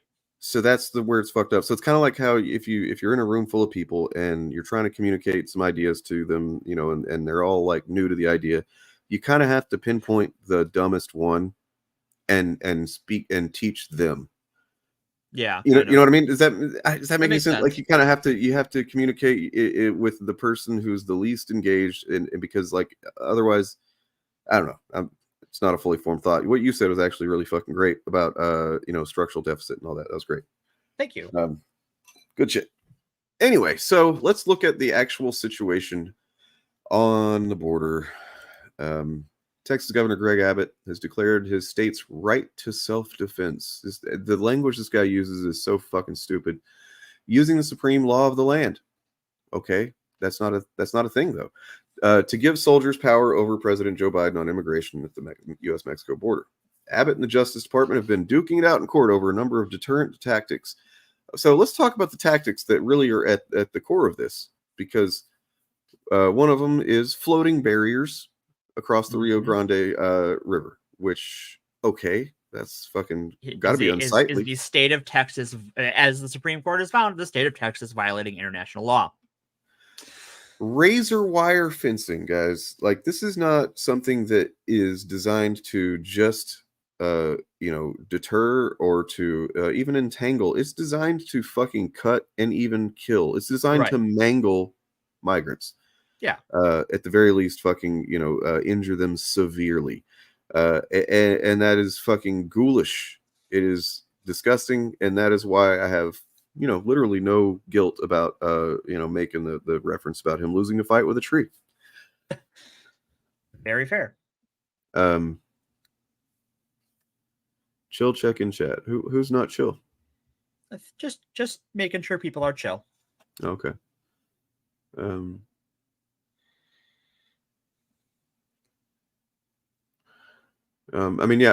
Crawling Chaos, I get it. It's I see you deleted that comment too, but yeah, we need to engage with what the facts are as we know them. We can have our pet little hopes and wishes for things, but that ain't life. Right. It'd be nice if someone's plane crashed on the way somewhere and they were never a problem again. But, c'est la vie, that's life. Wishful thinking gets you so far. So on this topic, to bring us back on topic, I have an interesting article that I found in researching this that gives us a take of a human cost we don't think about when we talk about this, right? Because I think rightly so, we look at this as, the state of Texas is using their National Guard to hurt and kill migrants, right? But there's a whole group of this that are actually in really fucking bad shape, and that is the Texas National Guard and soon to be other state National Guards. Yeah. So let me do the thing. Window, let's grab this one. I think it's this one. Crawling Chaos, I have something I'd like to respond to your comments of you're expressing these things here that I agree. I think a lot of people are, but I don't want to do that right now. So if you're going to remind me later on. I'm just going to hit the hammer while you're too late. Oh, you got him. Bam. See, that's the desperation. That's the what it's cope, part desperation, part the fact that who knows how long they're sitting there and hearing what we're talking about. But and they waited till right before we're going to talk about how this is affecting the troops to chime in, right? And then right after we talk about how this is literally razor wire that's meant to fucking fuck human beings' bodies up and kill them, and oh, well, now's a good time to jump in and say, good job, Texas. No, you're a fucking piece of shit, man. And these are the people that we cannot. This is why it's such a bigger thing than just Biden. And, right. It's that, we're not just, it's not a presidential battle. It's not even an election thing. In my opinion, this is the closest thing that I don't talk like this. I don't believe in these types of concepts, really. But, I guess if I'm being colloquial, I can say this is a spiritual fucking battle that we are having. And that the literal, not the literal, the figurative, metaphorical spirit of our society is kind of at a tipping point. Future of our society, the direction our society will go is at stake based on the next couple of years. And that's kind of always going to be true in some ways, but true. It is. We're certainly at a flashpoint this year. It hasn't, in our lifetimes, it's never been quite this much. Right. So if you can pull up this article. Yeah. I've got that there. All right. So this is from the Army Times, not exactly a liberal rag. Oh, so this is just some woke shit. No, this is Manti. This is the military. This is written by you mean the woke military that lets transgender people be in there and stuff? Sure. I'm sorry. This is from 2 years ago. Because this has been going on for 4 years, right? It's in the news now, but this is a long-term operation. And there's been suicides at the border as troops are just stationed there, and the conditions are fucking horrible. Jesus Christ, I didn't know about this. Right? Yeah, we don't talk about this, right? This is you talk about supporting the troops. They've got them living in motorhomes. They've got them, on active duty where they're just kind of standing around waiting. There's no command and control. And this is, there's been a few suicide attempts as of a few years ago. Someone shot himself in the head on New Year's Eve down there. Because you've got thousands of soldiers deployed away from their homes, taken away from their families for a stunt. For a goddamn stunt.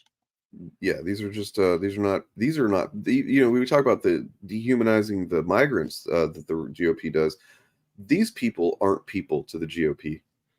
These are, people who have signed up and volunteered their lives and their service to, admittedly, it's kind of a naive move to make.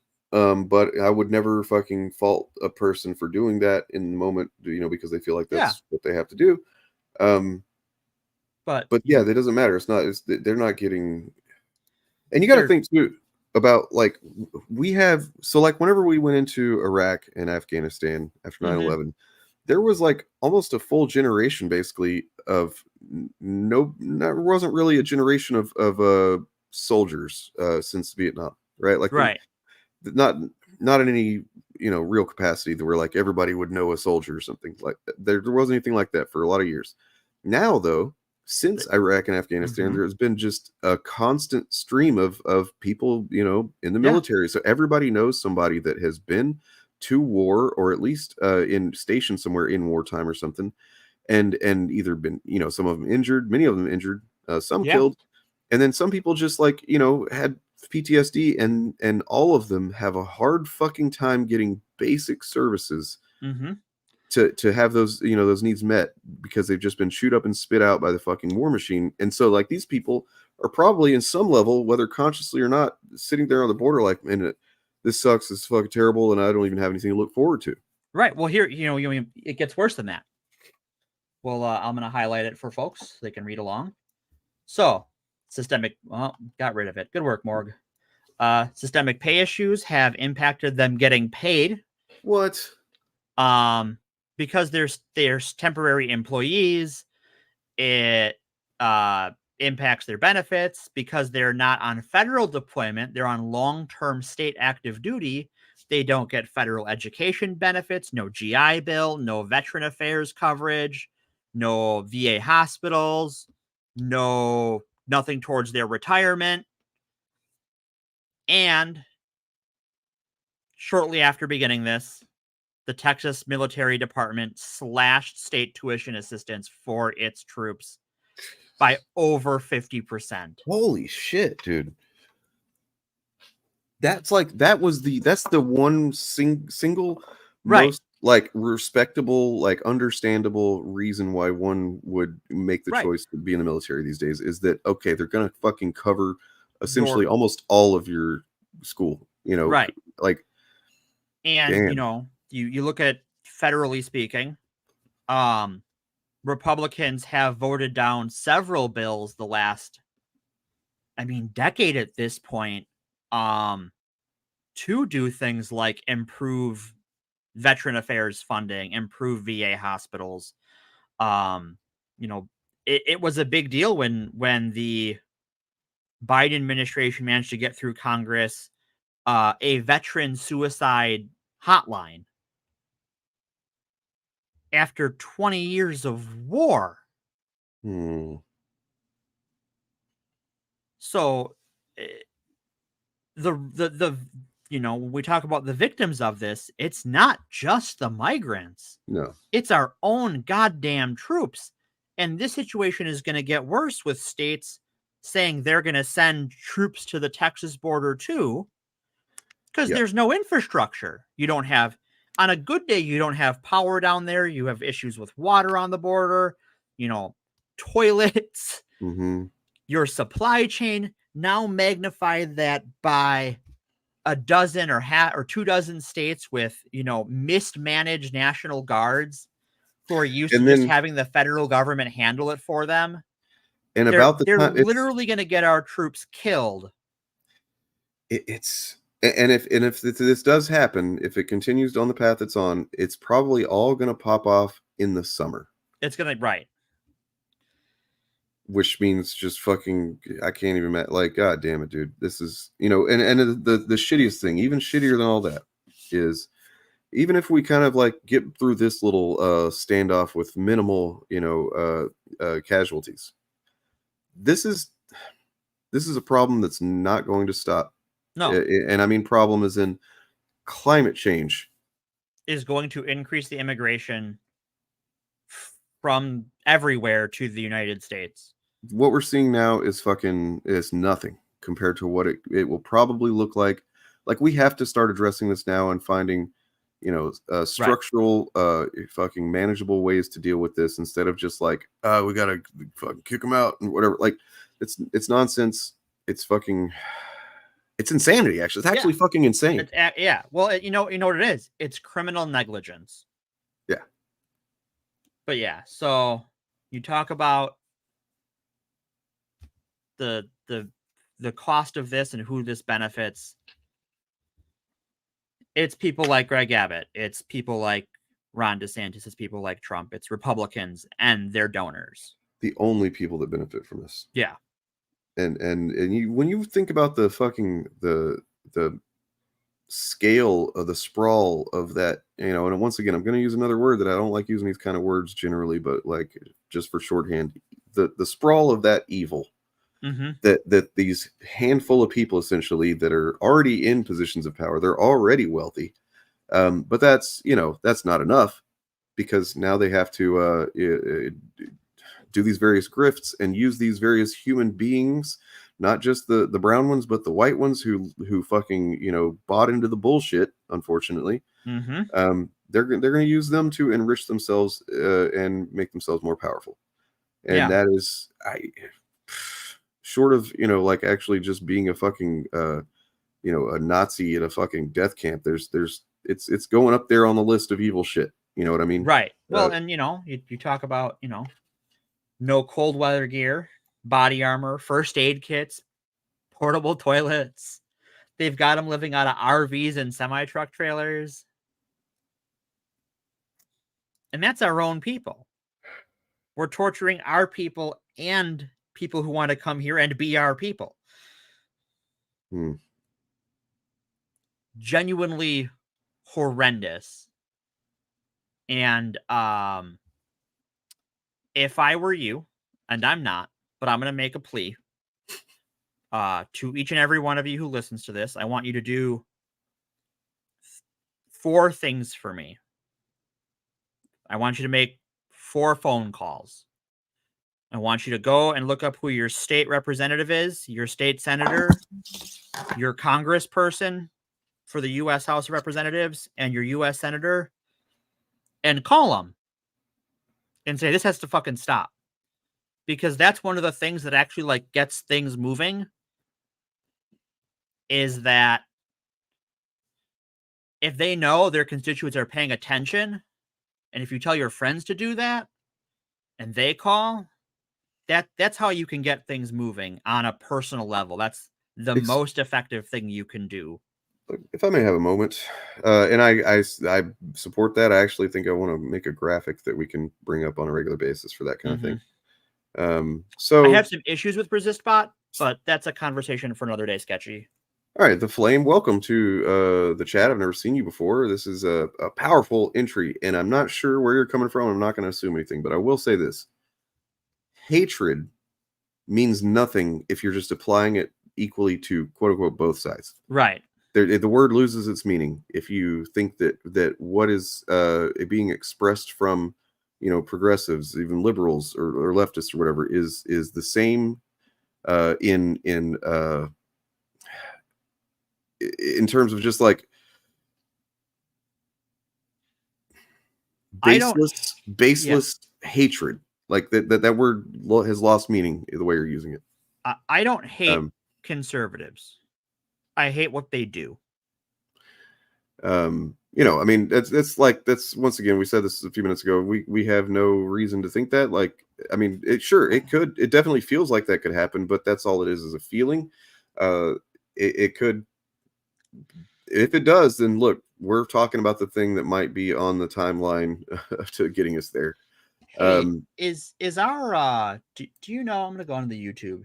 Is our October first week of October episode still up on one of the channels? Which one was that? The End of the World. Oh yeah. I think so.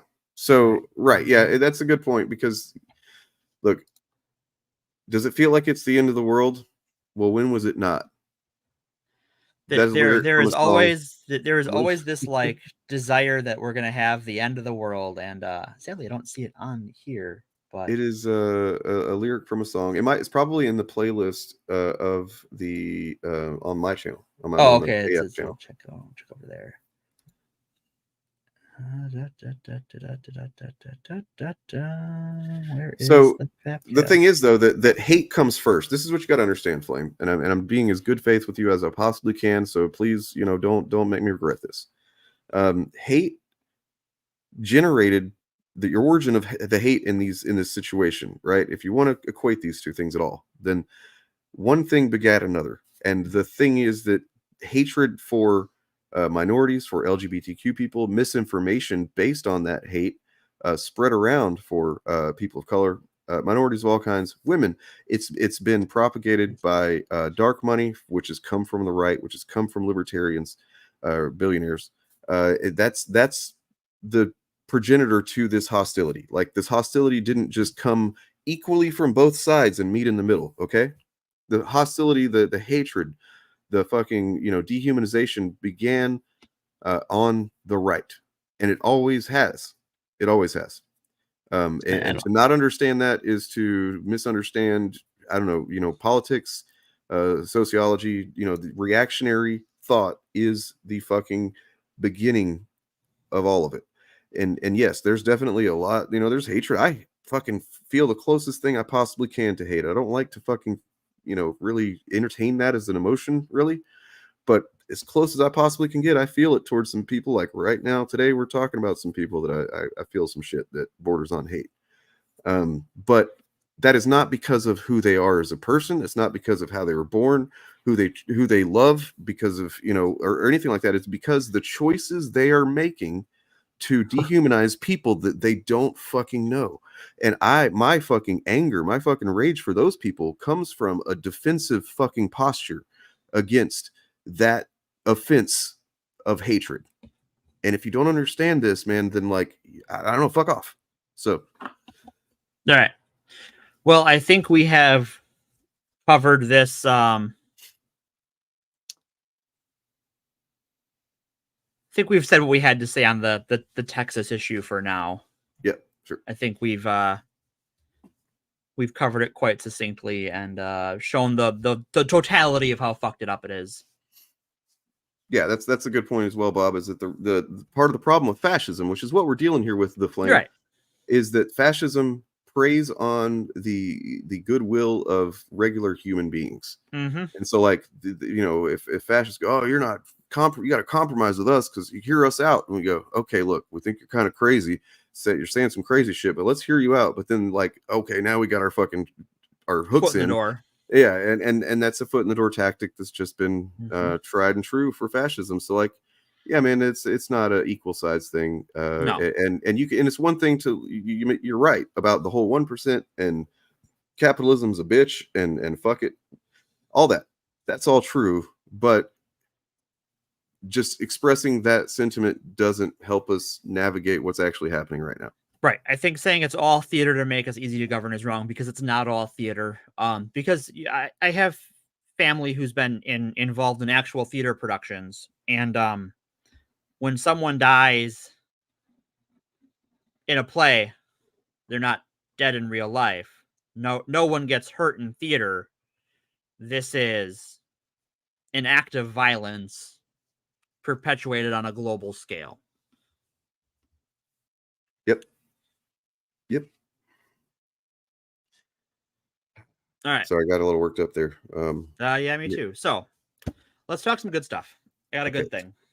All right, let me just shake it out real quick. All right, I'm gonna stop this because I had hoped to have time to cut stuff to share, but I did not have time to do it to my satisfaction. So we're just gonna have to do this the old talkie fashion. You know what we need? You know what we need?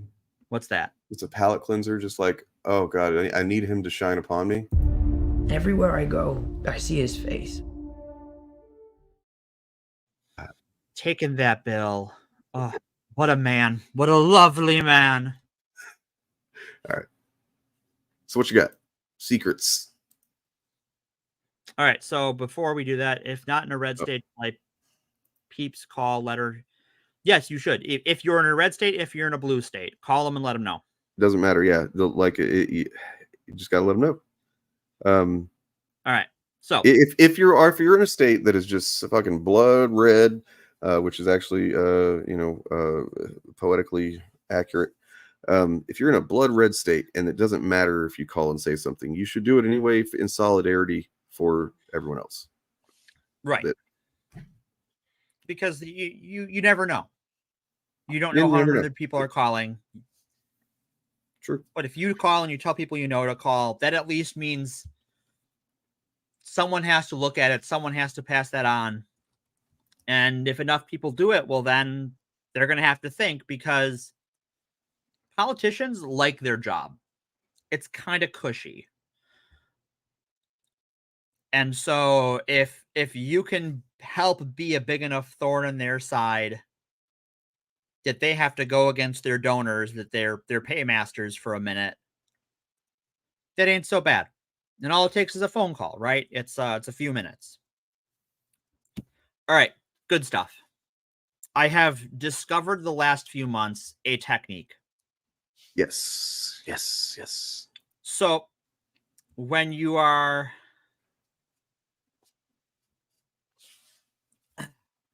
That's a long ass link I put in chat, by the way, to find your local rep. And actually, Morgan and I will work on, before the next episode, a list of links that we will start including in every stream and video. So yeah, for things such as this. Sorry. All right. So whenever, especially online, but also in person sometimes, you have this culture war influencer in our conversations, right? Like even talking Star Wars, like in the game store before Pathfinder or whatever, it comes up. But I really hit on a way to like divide the culture warrior from the fan who has been poisoned by the culture war, who believes that the culture war concerns are genuine. They might believe that, like, you know, wokeness, whatever that means this week, is ruining whatever property it's ruining this week. They might genuinely believe that, but they're still genuinely a fan, and they're a fan first. They're not a culture warrior.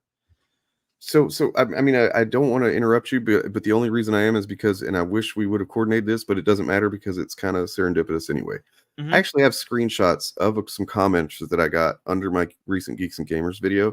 Oh, sure. That I think is just exactly this. So like, okay, so recent Geeks and Gamers video I did talked about the the moderator of their Reddit community that was accused of soliciting a minor, and I use that as a jumping off point to kind of talk about the culture of Geeks and Gamers and their community, and how Griggs has handled things before whenever it's come up and whatnot.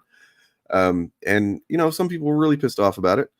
Some people think that they should sue me, that somehow I've done something that's worthy of being sued. I don't understand what that would be. But this person, so there are too many truths here, and I hate to call them out, but sorry, just there are too many truths here. I'm kind of surprised just how bad this group of anti-SJWs have become, and there is proof out there. I have decided to subscribe. This is actually the second one. Wait, no, okay. So actually, Geeks and Gamers, you do go on and whine about Star Wars, and so I think this person was actually having a moment of realization in the comment section. Wow. Because then, down here, to be fair, and I mean a few, even then, just sometimes of them now start admitting there have been strong women characters and good role models in movies in the past. Remember, wokeism is real and it's bad. So that's where you get the split of like, oh wait, right. What? and I think this is exactly the kind of person you're kind of talking about, right? Yeah. But I've seen some of these movies, and they are not as bad as people say, and some of them lie about the actual content of these films. So, like, this is someone who's a reasonable person who does watch the films, because we've seen people I've talked to people that don't actually even watch them, and they just listen to YouTubers. That's a mistake. But yeah, it's at the same time, you can tell that he's been inundated, like we all have, like a lot, with the algorithmic effect of woke bad. And I think he's kind of struggling with that. And I invited him to even come on, and I'd like to talk to him about it and maybe get him to understand a couple things about that. Nonetheless, this is the kind of person I think you're talking about, right? Yeah, sort of. Seems like it. Okay. So that sort of person who believes culture war talking points, but is in a fandom community and they are a fan. A way to sort them out from someone who just is a culture warrior and is in a fandom space to be a culture warrior, even if they might like that thing, that's not what they're there to talk about. Mm-hmm. A way to divide those two really easily is to talk shop. Yes. And just,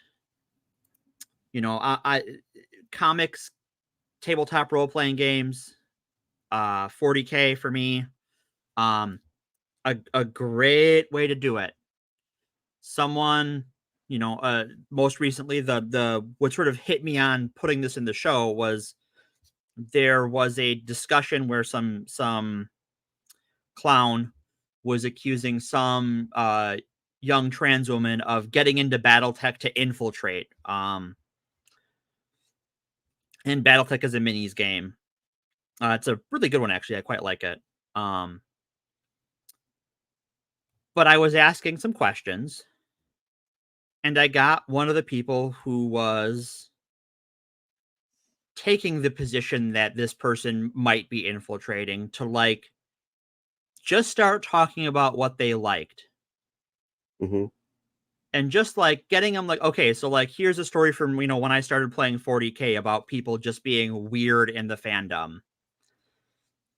Because when I first started playing 40K, the faction I picked was new, and people were weird about it. And people called it, you're playing the communists. They're not communists, they're aliens. It's 40K. 40K is very weird. But someone kicked over my box because they lost in combat and they had a temper tantrum. Just telling that story and talking about how 40K was 20 years ago. This guy and I talked back and forth for about half a day. And that's all he did for half a day was just talk fucking nerd shit instead of harassing this person. And it took this one time I had a weird experience with some weirdo at a tournament. And that's all it takes for some people to just for their brain to reset and to talk about what they care about, which is, having fun and sharing hobby stories. And the same thing has been true of, talking about it with, at Pathfinder, talking about Star Wars stuff before, where I know people who, do not like the sequels, and some of them who do not like them for YouTuber reasons. Mm-hmm. But if you get them talking about the old Dark Forces games, that Doom clone, and the ones that came after it that were a little more updated, or Knights of the Old Republic, or even Rogue One, and they will just geek the fuck out.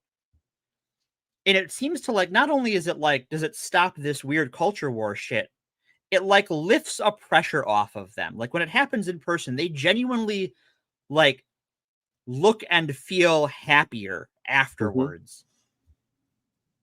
Yeah, it makes sense. And the flip side is, if they are here for the culture war, they're not going to let that happen. They are going to stay on message. So, to bring it back to 40K, because this is sort of the nexus around which my analysis is built. My army, Tau. I'm going to pull up a picture. Please hold, your call is important to us. Well, okay. While you're doing that, I'll go ahead and address this one thing, just because Sure, I want to go ahead and nip it in the bud. Nippy, give it a nippy. So, Flame, This is not the kind of sentiment that you will find a safe harbor for on this channel, because I believe that there are pathways to finding truth via facts. There are ways that you can cite sources and check sources and find information that supports or disconfirms, claims or information that you've come across or whatever. So like this whole throw your hands up and like, I don't believe in anything because some people lie and stuff like that is kind of an enemy of mine. And I actually, this channel and this show in particular, it's one of the things that we are we work actively against, that type of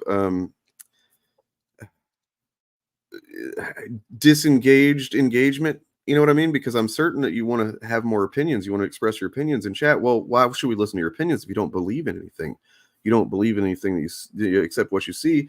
Well, okay, I don't know what that is. If there's no point in engaging with you, and therefore I don't want you in my chat spouting misinformation. If you're willing to be here and engage with the things that are said, and not just like anytime an uncomfortable or challenging thing is said to you, or that you, I don't, throw your hands up and that's kind of shit, you're welcome to be here. But misinformation, just being like apathetic toward real issues that affect real human beings, that's not something that I stand for in my chat. Pravda is, that's taking a position about a specific thing, by the way. Yeah. Anyways. So, in someone talking about how real fans don't want to change things, this is code for we don't want people who think differently than us playing this game. Right. I'm like, well, hold on, wait a second. We can get my screen share up. Oh, sorry. Yeah. Cool. Yeah. So this is the Kroot art from when I started in 2003. These are part of the Tau army. They're these cool, like, predator-looking guys. Mm-hmm. But they haven't had new kits since, like, 2003. So this is old-ass models, old-ass art. And I'm like, I want a new Kroot. I wanted them to change Kroot and add more in for literally 20 years. I want to change the game, and they're doing that. They're making all these cool new Kroot. I fucking love this guy. Was it because they're woke then, right? Well, so clearly because I am they changed it clearly. Like, this is a new type of Kroot character that I really want to paint, and it looks so cool. It is kind of cool. But like this culture warrior guy, like, some people were like, "Oh yeah, I'm really hyped about the new Kroot," and sort of some people took the conversation that way. But this one guy just wanted to like make his special case why that wasn't what he was talking about. Oh. And just kept trying to bring the conversation back to infiltrators. And because I was having these two conversations at the same time, they were like, well, wait a minute. There's things we all want changed about 40K, whether you want new rules or new units, or that they wrote a shitty book you didn't really like. Brilliant. Or they wrote a book you like and you want more of that. Like, there's all things we want. So to say, I hope you guys. Sorry, go ahead. Okay. Go ahead. No, I was going to express appreciation. I was making sure that the people watching are appreciating what it is that you have just gifted to them. Like, this is almost the perfect way to deal with it. Like, I mean, I think it probably is, just because. Yeah, it really is. Did you think about this ahead of time, or just kind of like it happened and then you're like, wait a second, and then you kind of like reverse engineered what you had done? I hit on it as it was happening. Okay. That as I was having these parallel conversations, where like the breaking point was like this culture warrior said, well, we don't want 40K fans who want to change things. They're not real fans. It's like, well, wait a minute. And then the conversation breaks. People are talking about, whether it's, these new Kroot models, or because there was a big convention called the Las Vegas Open that this was previewed at. There's other stuff previewed, and so people started talking about that. But this guy really, really wanted to bring it back to, no, this is what I want to talk about. but he doesn't want to come out and say what he's talking about is excluding, in this case, trans people. But he couldn't come out and say that because he has to have some veneer of cover. Because he needs to be able to infiltrate. Speaking of infiltrate, he needs to be able to kind of like poison the well, without being obvious about poisoning the well. Like he needs to be able to get people on his side. That yeah, we don't want this kind of thing, but not because of the people. It just so happens that the people are the ones that are doing this thing, right? Like it's exactly. like literally trying to let me think of I don't know, trying to walk a dog backwards or something like that. Kind of thing. Yeah, it's putting the cart before the horse, right? It's like I want this to move. But yeah, so I really hit on this is like, if when these conversations come up, especially if it's interpersonal, you can just talk about what you like and why you like it, what's got you excited in fandom. You know, you build community and you encourage community, and these people out themselves.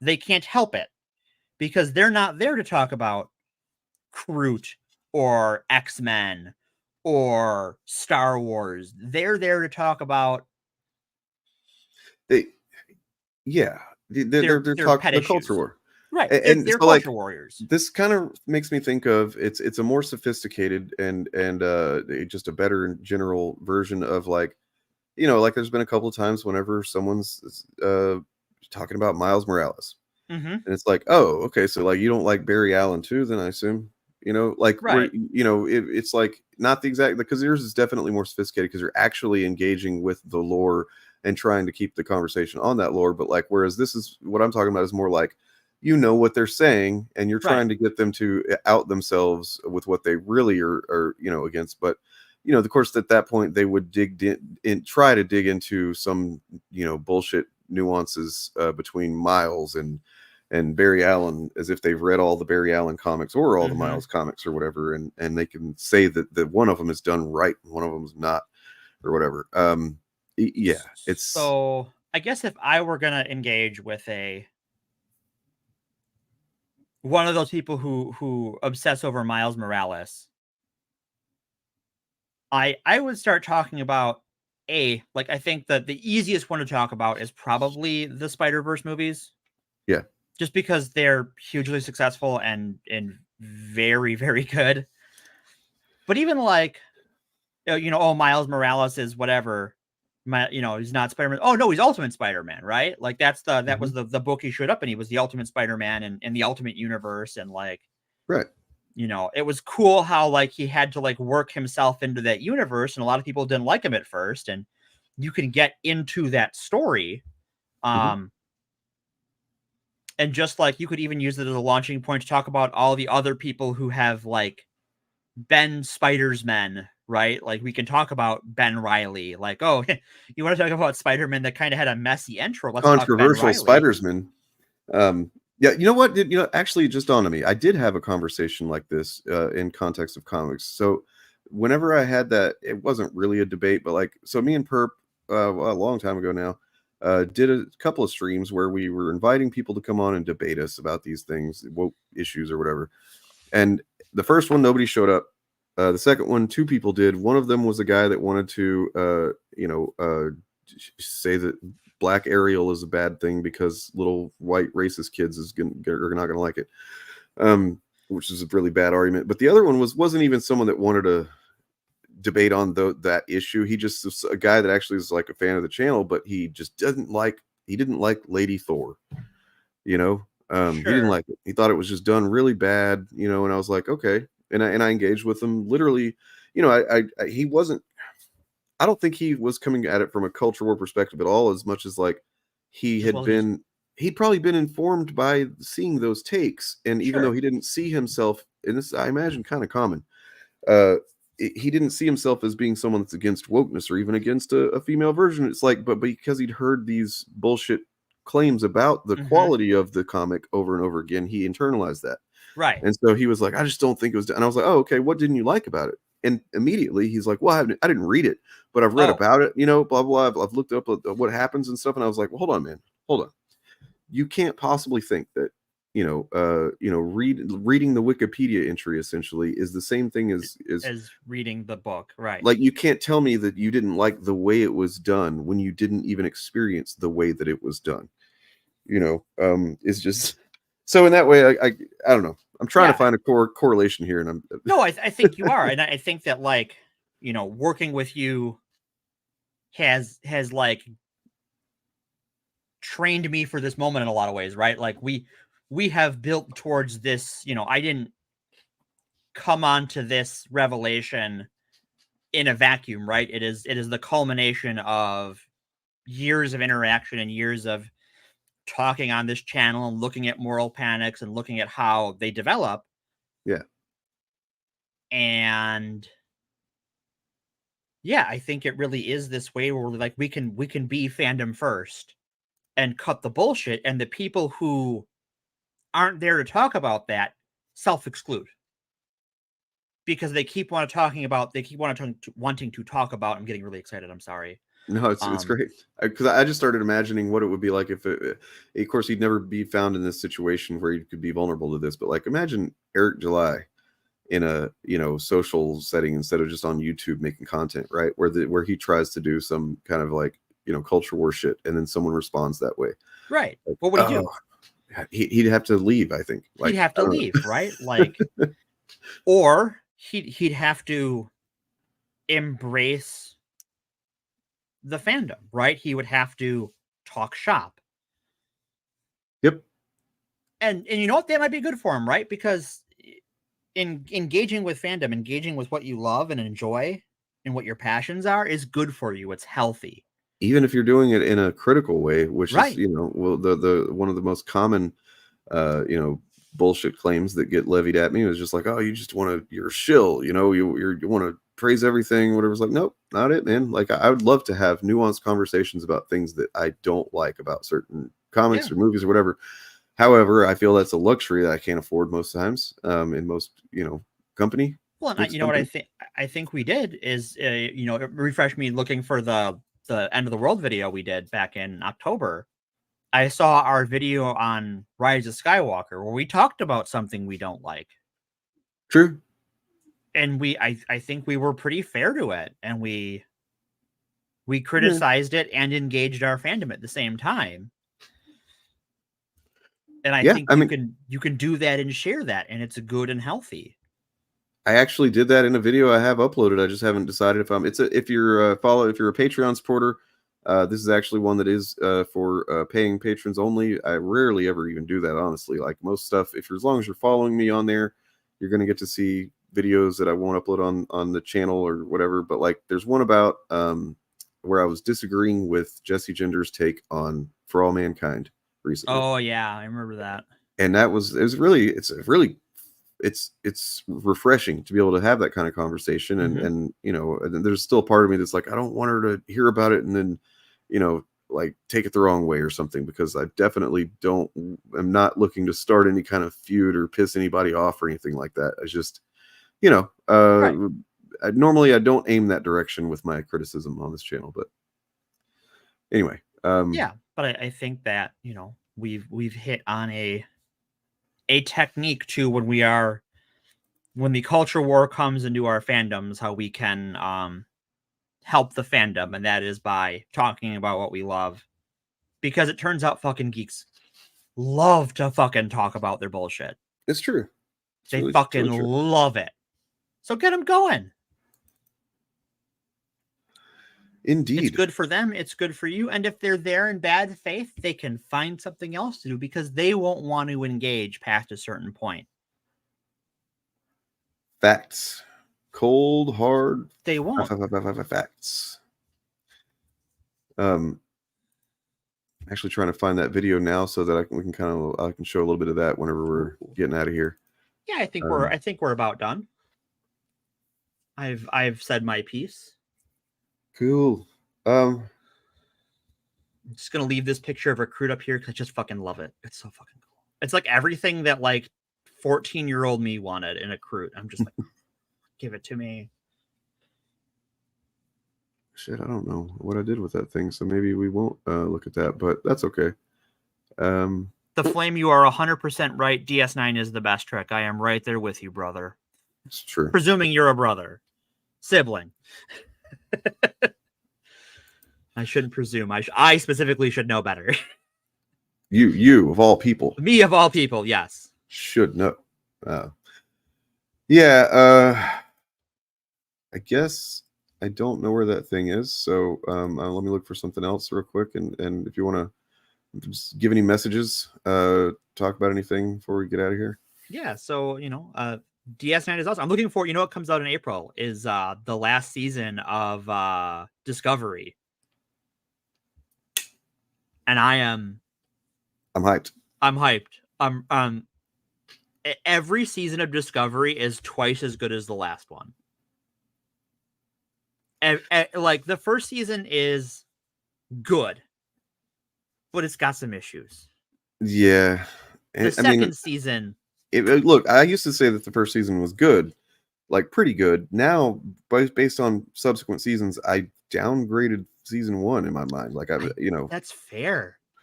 Just like I know. So my dad got really into Strange New Worlds. My dad fucking loves Strange New Worlds. Season 1 was excellent. Season 2, I need to watch it again. I feel like I didn't give it a good enough The shot. last couple episodes lost me. I was like, this isn't working for me right now. Mm. I have to go back and rewatch it once I'm gonna do that. Like I'm gonna resub to Paramount Plus like a little before. Nice. So I try and keep one streaming service at a time.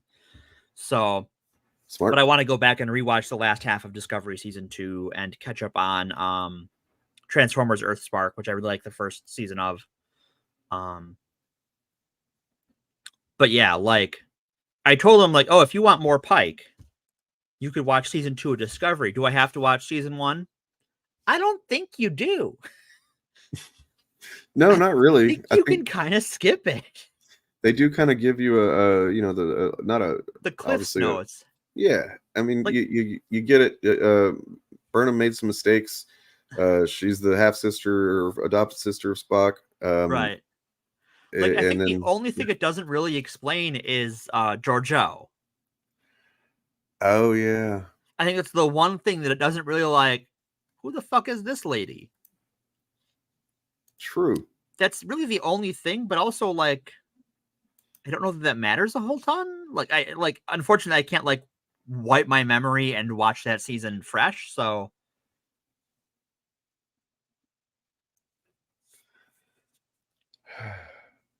well, I'm totally failing on finding anything that I was looking for now.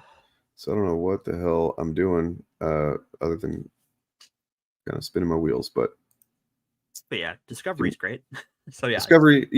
So the last season of Discovery was honestly like there are seasons of Star Trek and episodes that are like you will almost all assured for certainly be like my favorite episodes ever. So like and that's maybe tied into nostalgia. Like Cause and Effect of The Next Generation is one that just stands out in my memory. Is like I love that fucking episode every time I see it. It's a really good one, yeah. And partly because it introduced me to science fiction concept that I still have a fascination with, and that's the causality loop kind of thing. The Terminator John Connor parentage thing is another one that I've always just been like, it's so interesting to think about. I think Yesterday's Enterprise and if we're talking to Next Generation, it's one of my favorite Next Generation episodes. Yep. So it's but at the same time, as far as the story, the overall story, just the through line, and then the themes and the acting and just like the pacing of it and everything. Season 4 of Discovery is so good. My favorite season of Star Trek. It's so fucking good. It's that. If I had to pick a favorite season of Star Trek, like that's a contender for sure. I think DS9 season 6. That's a really good one. Didn't have any kind of filler kind of feeling episodes or any slouches in there. I'd have to go the problem is it's a different sort of show because like they were making for syndication, so it's those long 22 episode seasons, but like there's a lot of killers in there. Well, and that's definitely what, like, the advantage that Discovery season 4 has over anything is the format of it. Like, these are tight episodes, a tight season. The story is just like, but the most brilliant thing about that season of Star Trek, I think, and this is just, it's Star Trek through and through. And this blows my mind. The people that want to act, because there are anti-fans of Star Trek that are like, oh, it's woke and bad now. It's not anything like Star Trek's supposed to be. So you're telling me that a season that had that much fucking action and suspense and tension, and yet no real villain, not Star Trek? Because, like, there's a few episodes there where it's Burnham and Book against each other, and yet they are still in love. They are being respectful to each other. They are like, they understand exactly why the other's doing what they're doing, and yet they are fucking directly at odds. And it's just, I've never seen anything like that in a show. It's amazing. It's one of the best seasons of television I've ever seen. It's amazing. Indeed. Man, yeah, now you got me all excited for that. When's that coming out again? I think April. Oh, that's too far. It's too far. I agree. But you know what that means? I have time to catch up with shows I haven't caught up with yet. So, well, that's also when what you call it? The Roxxon Age of Marvel. Oh, that's right. Yeah, that is the Age of Roxxon. Yeah, gonna happen. So we've got that to look forward to as well. You know what? Because I'm kind of just failing here. Unless, have I showed the American History X clip on here before? Know. Maybe. Probably have, but they don't hold a grudge, but they did hold a grudge. Haha, she's a queen. Haha, because she's a cat. She's a queen. Yeah, exactly. She's a queen. They did hold a grudge, but barely, because she's a big queen. She's a large girl. I don't think anybody realizes. I need to get some good photos or video, but like, Gordy has grown a lot. Really? In the last few months, he's a much bigger cat than I expected him to be. We'll have to do a forced Gordversity. Yeah, for sure. All right. Well, so what we got here is failure to communicate. No, so this is a clip. What you're gonna see on the way out the door. It's about 2 minutes long. It's got a little movie perp in it, I believe. Yeah. So this is from whenever we did a stream trying to determine the meaning of the word woke, because we had found such inconsistency from person to person and example to example. Like, wait a second, if that's woke, then isn't this woke? Well, that's different. And it's like, it just becomes such a amorphous thing that we're really just trying to nail down exactly what it meant, right? And those videos are up. That video's up. There's actually a 3-part video where we started off asking the question, where did this very common thing you see nowadays of it's bad writing. You see that a lot. So boring. Just, it's bad writing. It's like the most simplistic thing, and it always seems to be levied at, it's kind of interesting and curious that it's always aimed at the same stuff that people call woke, which is weird. But we wanted to know, and we started exploring that, and then we ended up taking it to that took us to Mahler. I'll be honest. We did some looking into Mahler, some of his takes. We talked about The Last Jedi. We talked about the idea of objectively reviewing a film, which is not a valid notion. And then the third part is the one where we got into, let's just find what woke means, right? And we went to Mahler's subreddit, and we used, answers from someone that had asked essentially the same question in there. It just looked at different answers and replies in the conversation to see, like, well, how are they describing it? I really suggest you watch that if you're someone who thinks that the idea of woke is something that you can utilize to analyze media or whatever. I just suggest watching those three videos. But this is from that, and it was a kind of a cool moment that actually McLeod, if you're still here, you started this moment off by mentioning, in response to one of the comments that we were looking at, saying that, well, they choose these actors or whatever because of, their skin color instead of being the best actor for the job. And McLeod pointed out something that I'd never thought of. But like, holy shit, what a good observation. And that's where we're at. We'll see you guys. I believe the initiative will be doing a showcast on the old Wednesday. Not sure who all is going to be there. We'll see. Might be another light week as far as hosts go. Not sure, but maybe we'll all be there. Who fucking knows? It's a fucking mystery, man. Thank you all for being here and sitting through this. You know, Roxxon is the best comic book publisher. Roxxon is the best comic book. Yeah. No, yeah, we'll be back Sunday, I believe. Yep. And we'll try to get a better themed, interweaved conversation going like we did last time. Well, I think we had a nice sandwich. It was a good sandwich. Yeah, nice little sandwich. It's you know, not always possible, but sometimes you just got to shake it off and start over again, you know? Right. All right, hit like and subscribe if you have not, please. And you know, be kind to yourselves, be kind to your loved ones, and be kind to strangers, and take care of yourselves and your pets and your fish and everything, and have a good one. Bye. McLeod, that's actually really, really good point.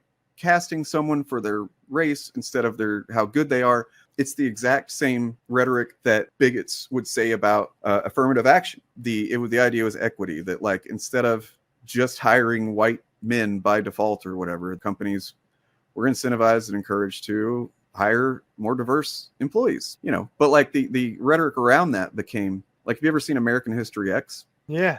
I think it's like this book about this black guy, you know. We're doing this whole black literature, you know. What is it, Black History Month?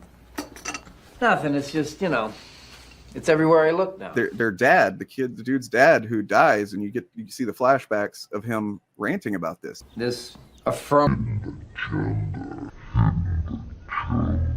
the message. Had her as a great character. We had that thing, and this film you're clapping at like a fucking retard ruined that. All this stuff. Do you like it when something just completely takes you out of the story? When you're so engrossed in this tale? I can give you an example of an instance that is basically this. Dune, recent Dune film. Yeah. Fucking brilliant. Agreed. There's one moment where I was completely taken out. And like I had to kind of pause and go, you know, kind of deal with my thoughts. And this is, you know, a good example, I think, because it doesn't have anything to do with the, you know, the social politics stuff that typically is being referenced here. But it still applies. So not right now. The scene with the Bene Gesserit old lady shows up with the box. Mm-hmm. And you know, he puts his hand in there, and you know, he says, "What's in the box?" What's in the box? What's in the fucking box? What's in the box? Oh no! I immediately was thinking about Seven. I was immediately thinking about the movie Seven, and I started laughing, and I'm like, fuck. Because other than that movie, I was completely immersed in it, like completely. There's very few films that I've had such an immersive experience with Dune. Yeah. And then I was removed from it. The only time in the whole movie was that. But the reason is because my experience of having seen Seven a bunch of times, of me and my friends used to go, "What's in the box?" You know, like we had repeated that. And that was my experience, you know, subjectively. Now, if I'd never seen Seven, or if I saw it and didn't really remember that part or whatever, I would not have been taken out of the movie in that way. So my being, you know, taken out of the immersion was completely rooted in my very specific experience of not even just seeing the movie, but me and my friends making that, you know, quoting that line. Certain things stick out in different people's minds, and that's going to cause certain people to, you know, take notice of something more than others, or less than others, or whatever. Yeah, I can't disagree with you. It's kind of like the journey that we choose as fans. You know, everything's just not always going to be great. And when it's great, you got to celebrate the hell out of it. But when it's not, you just move on to some other shit. It's like the easy